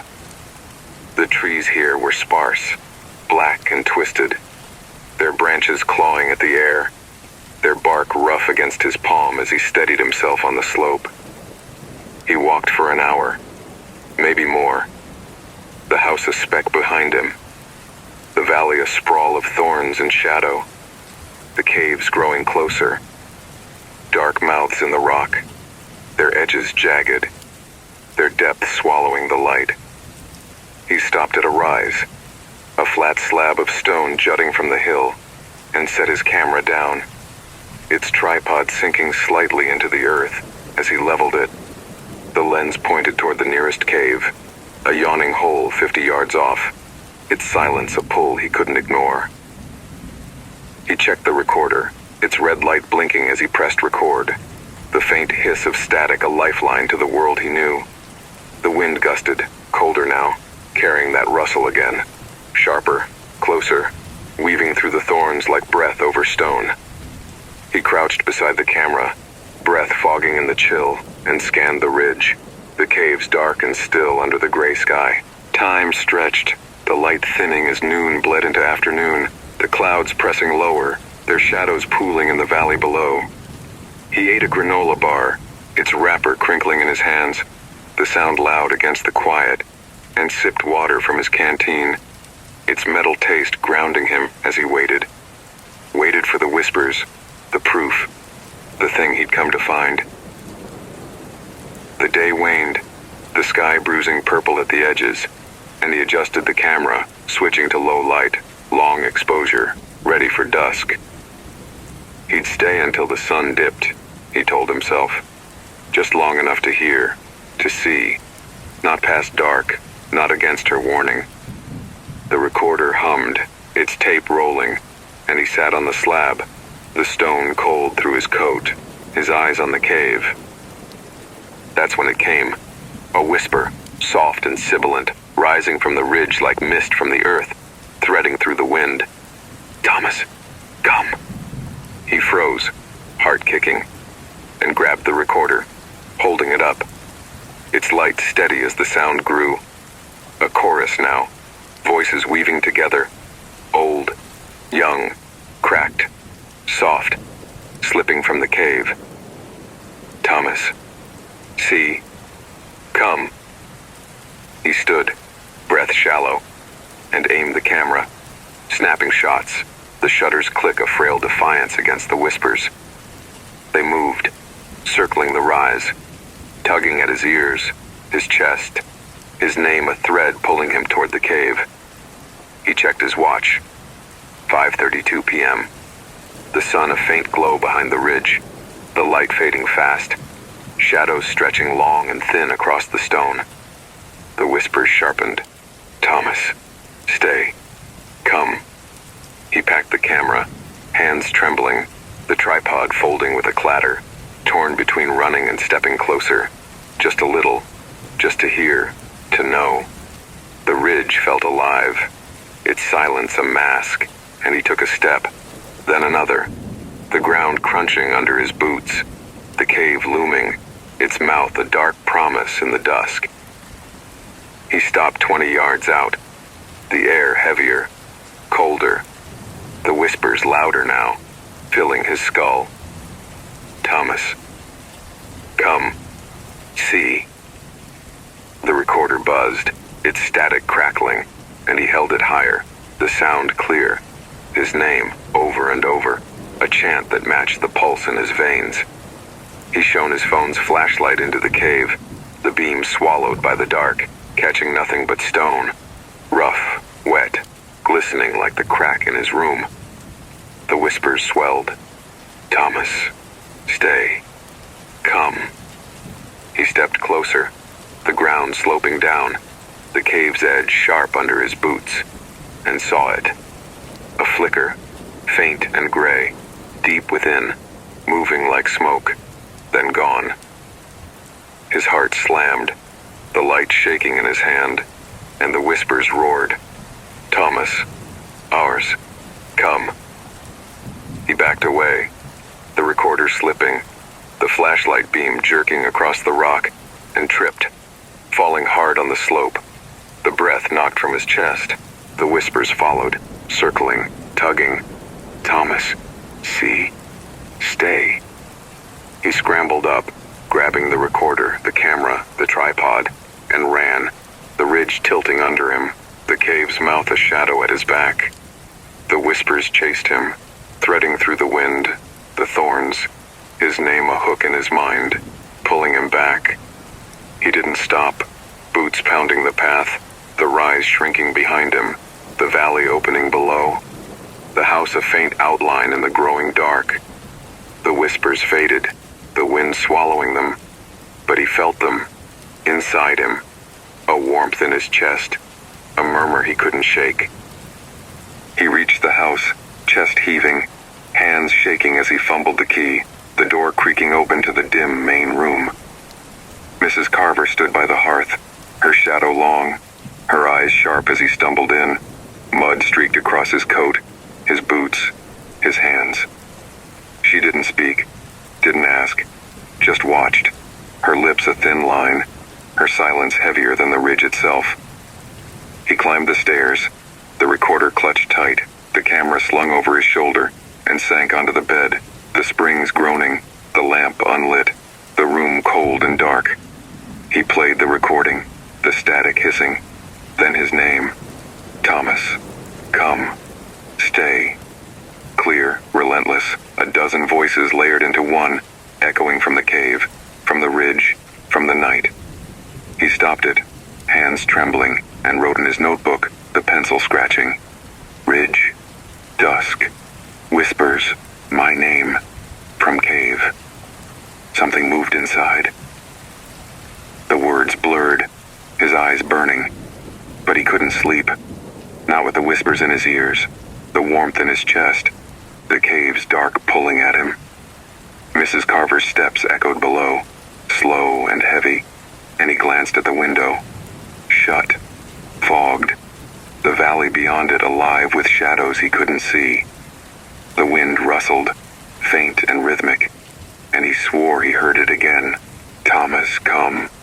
Slipping through the glass, the walls, the air, calling him back to the ridge, to the caves, to the dark that knew his name. Thomas didn't leave the bedroom that night, not after the ridge had spoken his name, its whispers curling into his mind like smoke into lungs.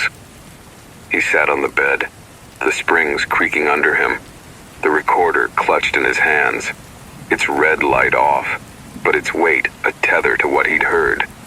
Thomas, come, stay. A dozen voices woven into one, echoing from the cave, seeping through the dark. The lamp stayed unlit, the room cold and dim, the only light the faint gray leaking through the fogged window, casting shadows that stretched across the slanted ceiling, the crack wider now, its edges wet and dark, glistening like the stone he'd seen on the ridge. His coat lay in a heap, mud hardening on its hem, his boots streaked with the valley's earth, the air thick with a damp that pressed against his skin, heavier than the night before. He played the recording again, the static hissing through the silence, then his name, clear, relentless, threading through the wind's rustle, the cave's breath. Thomas, come, see, stay. He stopped it, fingers trembling, the sound too real, too close, a hook in his chest he couldn't pull free. The notebook lay open beside him, its pages scrawled with his jagged notes. Ridge, dusk, whispers, my name from cave. Something moved inside, and he added beneath it, heard it again, inside now, won't stop. The pencil shook, smudging the ink, and he dropped it, letting it roll across the floor, stopping at the crack, where the wood gleamed wet, the warmth pulsing faintly beneath, a rhythm he felt in his palms when he pressed them there. The whispers came then, not from the recorder, not from memory, but from the room, soft and sibilant, slipping through the walls. Thomas, come. He jolted, heart slamming, and stood, the floorboards groaning, the sound circling him, weaving through the air, old voices, young ones, cracked and soft, a chorus that knew him. He grabbed his phone, its flashlight a harsh beam, and swept it across the room, the light catching the crack, the window, the shadows that moved, shifted, just beyond its reach. The whispers grew. Thomas, see, stay. He crossed to the window, breath fogging the glass, and wiped it clear, peering out. The valley a sprawl of thorns, the cave's dark holes in the ridge, but something flickered, gray and faint, darting between the brambles, then gone. He backed away, the whispers sharpening, tugging at his ears. Thomas, come, ours. The floor pulsed, warm and alive, the crack splitting wider, black water trickling out, pooling at his feet, cold and slick against his socks. He stumbled to the bed, the sleeping bag damp now, yellowed at the edges, the warmth spreading up his legs into his chest, a pull he couldn't fight. The whispers roared, Thomas, stay, come. He grabbed the recorder, hands shaking, and hit record, the static crackling as the voices filled the room, louder, hungrier, threading through the walls, the ceiling, the air. Thomas, ours, see. He stopped it, the silence heavier, the warmth burning now, a thread stitching him to the ridge, to the caves, to the dark. He couldn't stay here, couldn't sleep, couldn't think with the whispers inside him, the house alive with their call. He pulled on his boots, the mud cracking as he laced them, and grabbed his coat, the damp fabric cold against his skin. The stairs creaked under his weight, each step a protest, and he reached the main room, the hearth dark, the fire long dead. Mrs. Carver nowhere, her absence a shadow heavier than her presence. The walls hummed, faint but there, the whispers seeping through. Thomas, come. He checked the door, locked, the key in his pocket, and the windows, fogged and still. But the ridge glowed beyond them, a faint gray light flickering in the valley, swaying like the shadow he'd seen, calling him back. He sat at the table, maps spread out, their edges curling, the caves marked in his tight hand. 3, 4, their mouths dark and jagged, pulling at him. The recorder sat beside him, its tape full, his name trapped inside, and he played it again, the static hissing, the whispers clear. Thomas, stay. Hours. He stopped it, hands trembling, and traced the ridge on the map, his finger pausing at the cave he'd reached, the one that had spoken. The ink smudged, wet and gray, seeping into the paper, not his, not there before. And he pulled back, the warmth in his chest flaring, the whispers threading through the room. Thomas, come, see. The map darkened, stains spreading, spiraling into shapes. Hands, eyes, mouths, curling toward him, alive, hungry. He stood, chair scraping, the hum growing, the walls pulsing now, the air thick with the smell of wet stone and rot. He grabbed the camera, its battery full, its lens a cold comfort, and the recorder, clipping it to his belt, needing proof, needing something to fight the pull. The whispers sharpened. Thomas, ours, stay.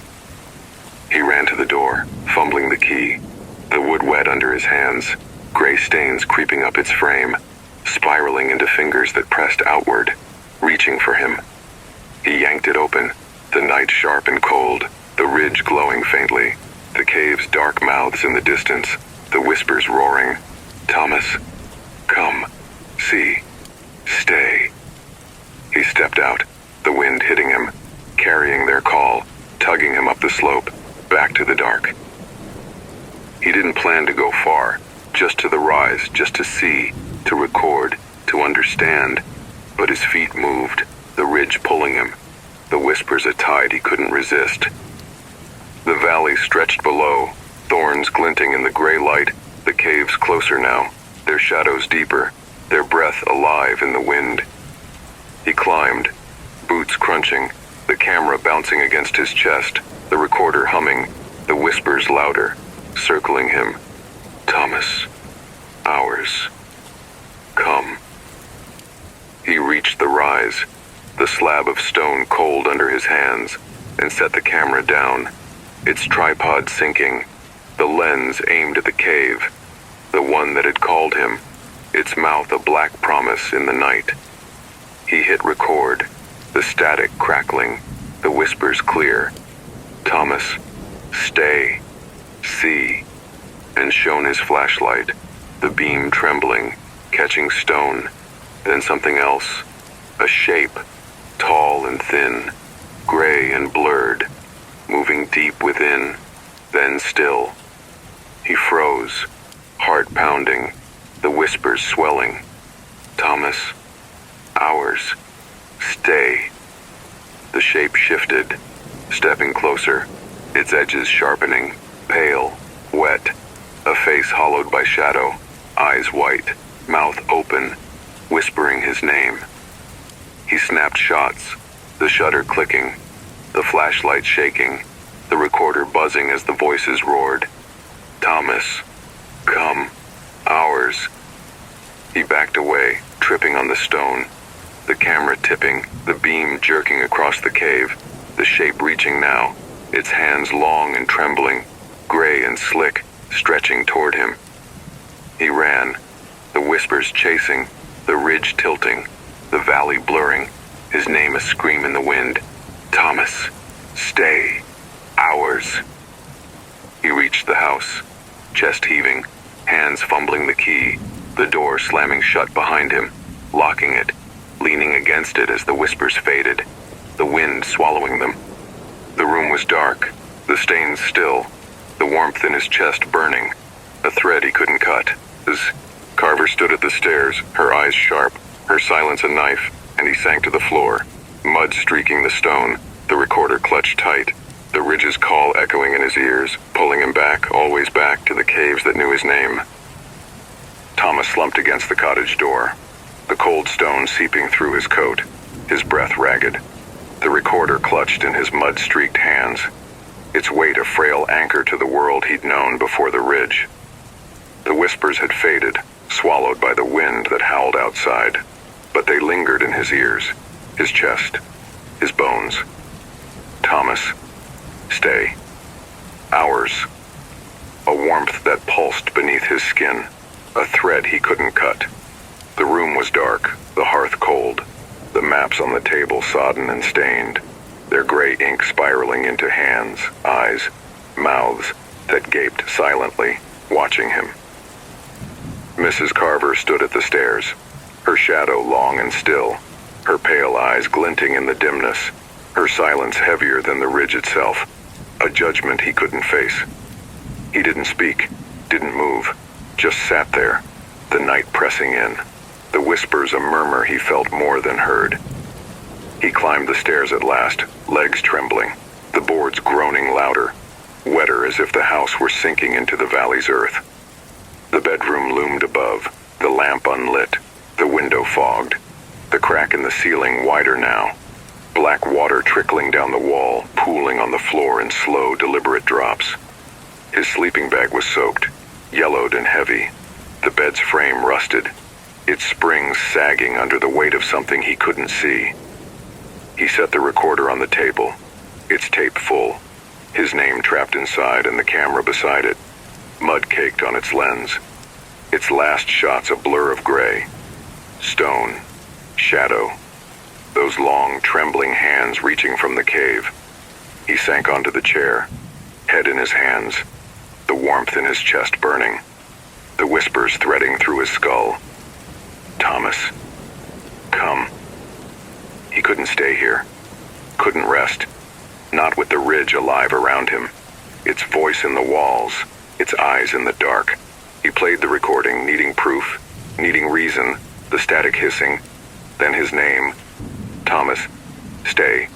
Hours, clear, relentless, a dozen voices layered into one, echoing from the cave, from the room, from the air itself.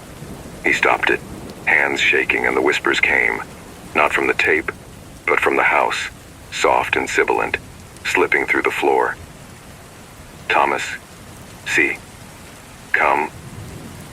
He stood, the chair scraping, the warmth spreading, tugging him toward the window, the crack, the ridge beyond. He grabbed his phone, its flashlight a harsh beam, and swept it across the room, the light catching the water, the stains, the shadows that moved, shifted, just beyond its reach. The whispers grew. Thomas, hours. Stay. The floor pulsed, warm and soft, the crack splitting wider, black water bubbling up, curling around his boots, cold and slick against his skin. He stumbled back, the warmth flaring, a pull he couldn't fight, and the window flared. Gray light seeping through the fogged glass, flickering, swaying, like the shadow he'd seen on the ridge. He wiped the glass, breath fogging, and peered out. The valley alive with movement, gray shapes darting between the thorns, the caves glowing faintly, their mouths dark and hungry, calling him. The whispers roared, Thomas, come, see, stay. He turned, the room tilting, the walls humming now, the air thick with the smell of wet stone and decay, the warmth in his chest a fire he couldn't douse. He ran downstairs, the whispers chasing, the stairs buckling under his weight, the wood splitting, gray stains seeping through, spiraling into hands that pressed outward, reaching for him. The main was worse. The maps drenched, ink spilling off the table, pooling on the floor, the walls bulging, the ceiling sagging, the hearth cracked and wet, black water trickling from its stones. The door stood locked, the key in his pocket, but the wood was alive, gray and pulsing, the whispers threading through. Thomas, ours, come. He grabbed the knob, hands slipping on the wet surface, and yanked it open. The night sharp and cold, the ridge glowing, the caves closer now, their shadows stretching across the valley, pulling him out. He didn't want to go, knew he shouldn't, but his feet moved, the whispers a tide, the warmth a hook in his soul. The slope rose before him, jagged and dark, the wind carrying their call. Thomas, see, stay.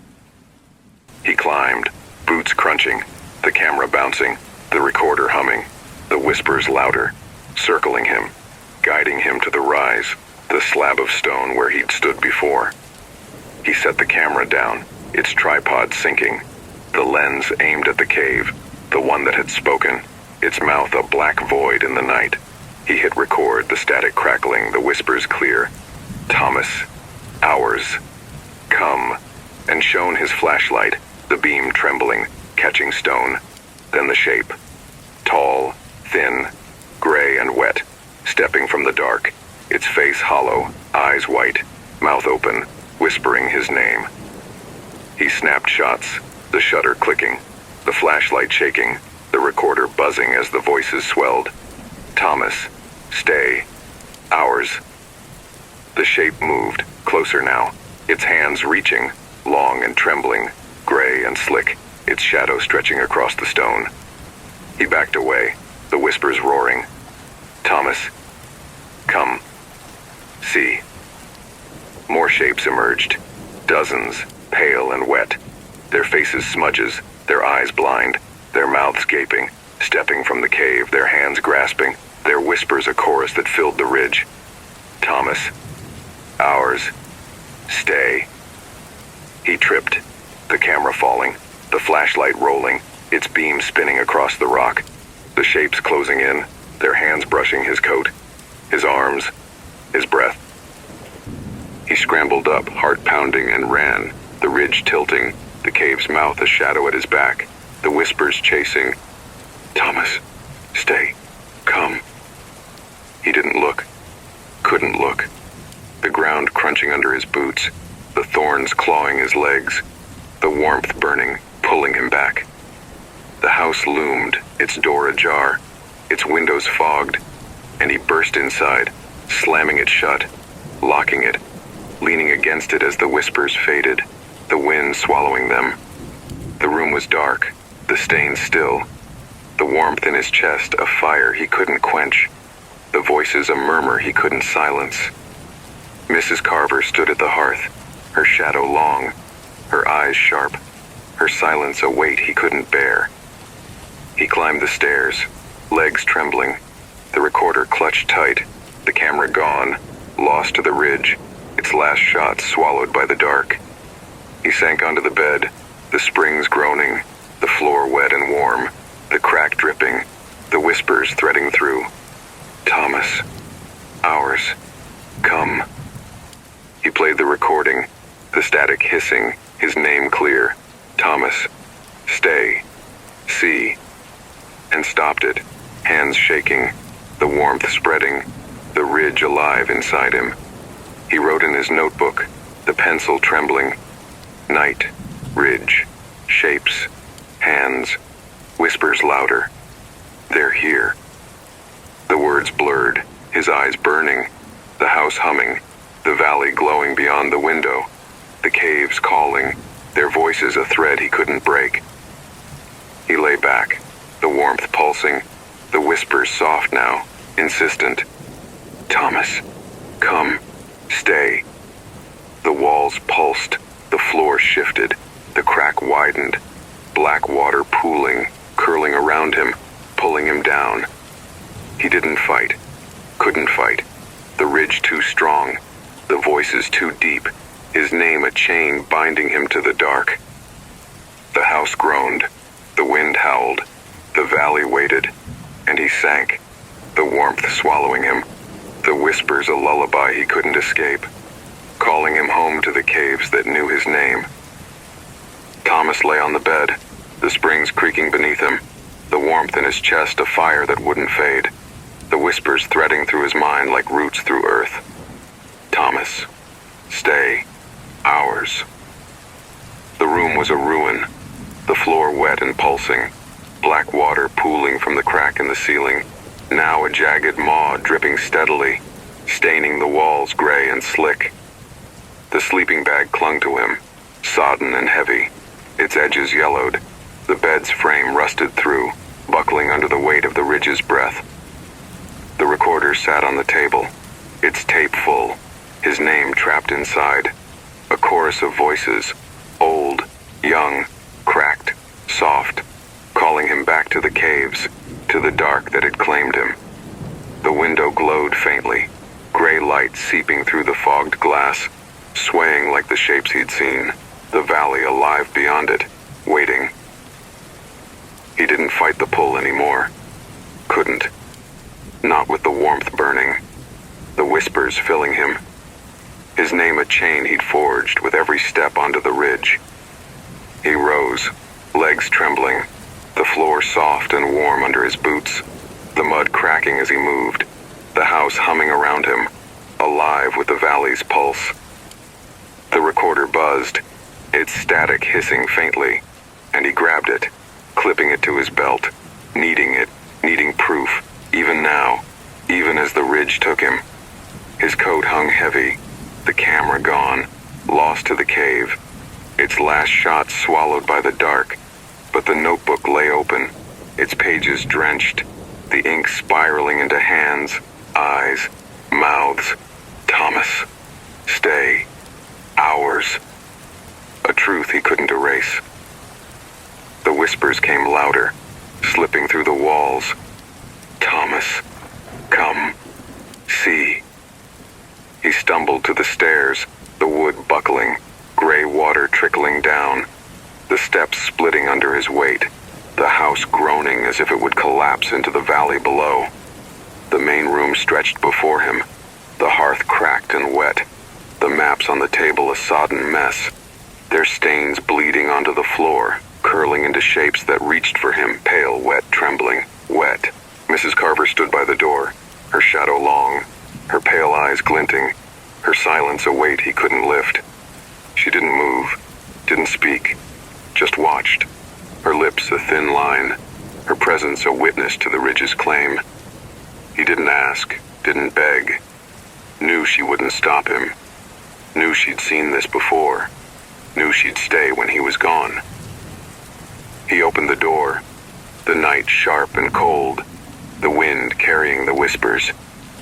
Thomas, hours, stay. The ridge glowed, gray and faint, the caves dark mouths in the distance, their shadows stretching across the valley, pulling him out. His feet moved, the slope rising, the thorns glinting in the dim light, the ground crunching under his boots, the warmth guiding him, the whispers a tide he couldn't resist.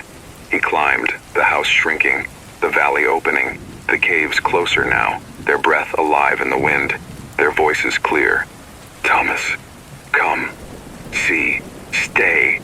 He reached the rise, the slab of stone cold under his hands, the cave looming, its mouth a black promise he couldn't refuse.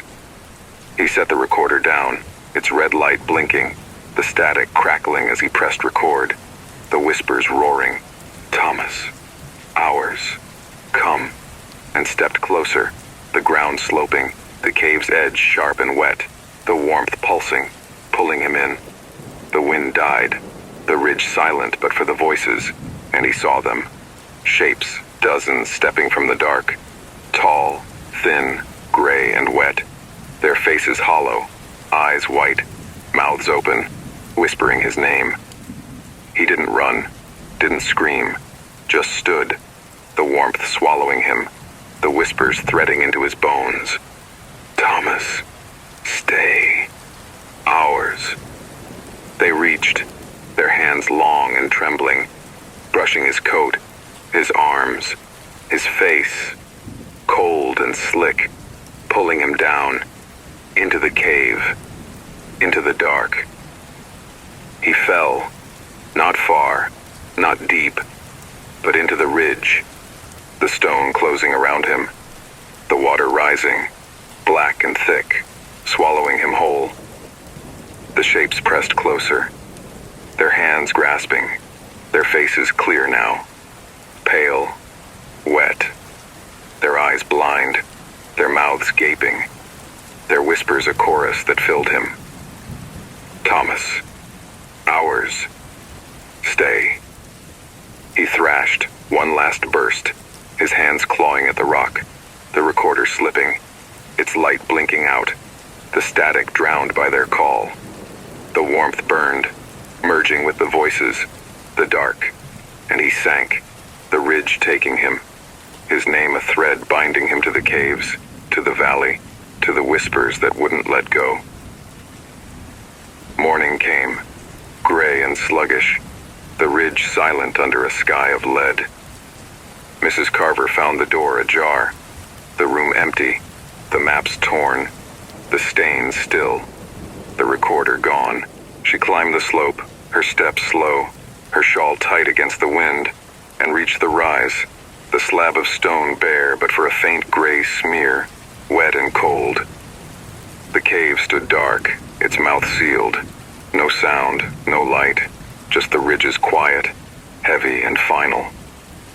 She turned back, her shadow stretching long, and locked the house, its windows fogged, its walls stained, its silence a tomb for what it had seen. The villagers noticed later, his truck untouched, the room bare, the ridge unchanged, its caves dark and still. They searched, found the recorder half buried in the thorns, its tape full, his name, Thomas, stay, ours, echoing through the static, the last sound before it cut to silence. They burned it, the notebook too, the stains too deep to scrub, and left the ridge to its secrets, its whispers a memory they wouldn't speak. Thomas was gone, swallowed, taken, a name on the wind, a shadow in the caves, a story they'd bury with the rest. But Blackthorn Ridge endures. On nights when the wind falls still, and the thorns gleam wet, the caves hum, a soft, sibilant murmur, threading through the valley. Thomas, come, stay. Shapes flicker at their mouths, gray and faint, swaying like the wind through stone, calling names no one knows. The villagers light their fires, shut their doors, and whisper of the photographer who heard the ridge, who followed its voice, who stayed. Some say he's there still, in the dark, in the stone, his name a whisper among the others, a thread in the valley's song. The house stands empty, its walls crumbling, its stains spreading, a marker at the ridge's edge. Thomas never returned, never spoke. But he dreams, or something does.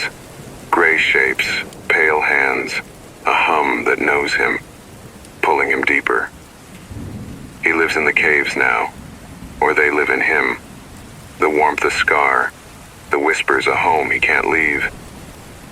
The ridge keeps its own, its voices threading through the years, the miles, the dark, and on quiet nights, at 3:19 a.m., you might hear it, your name, soft and sibilant, slipping from the stone, calling you to the caves that wait, that whisper, that stay.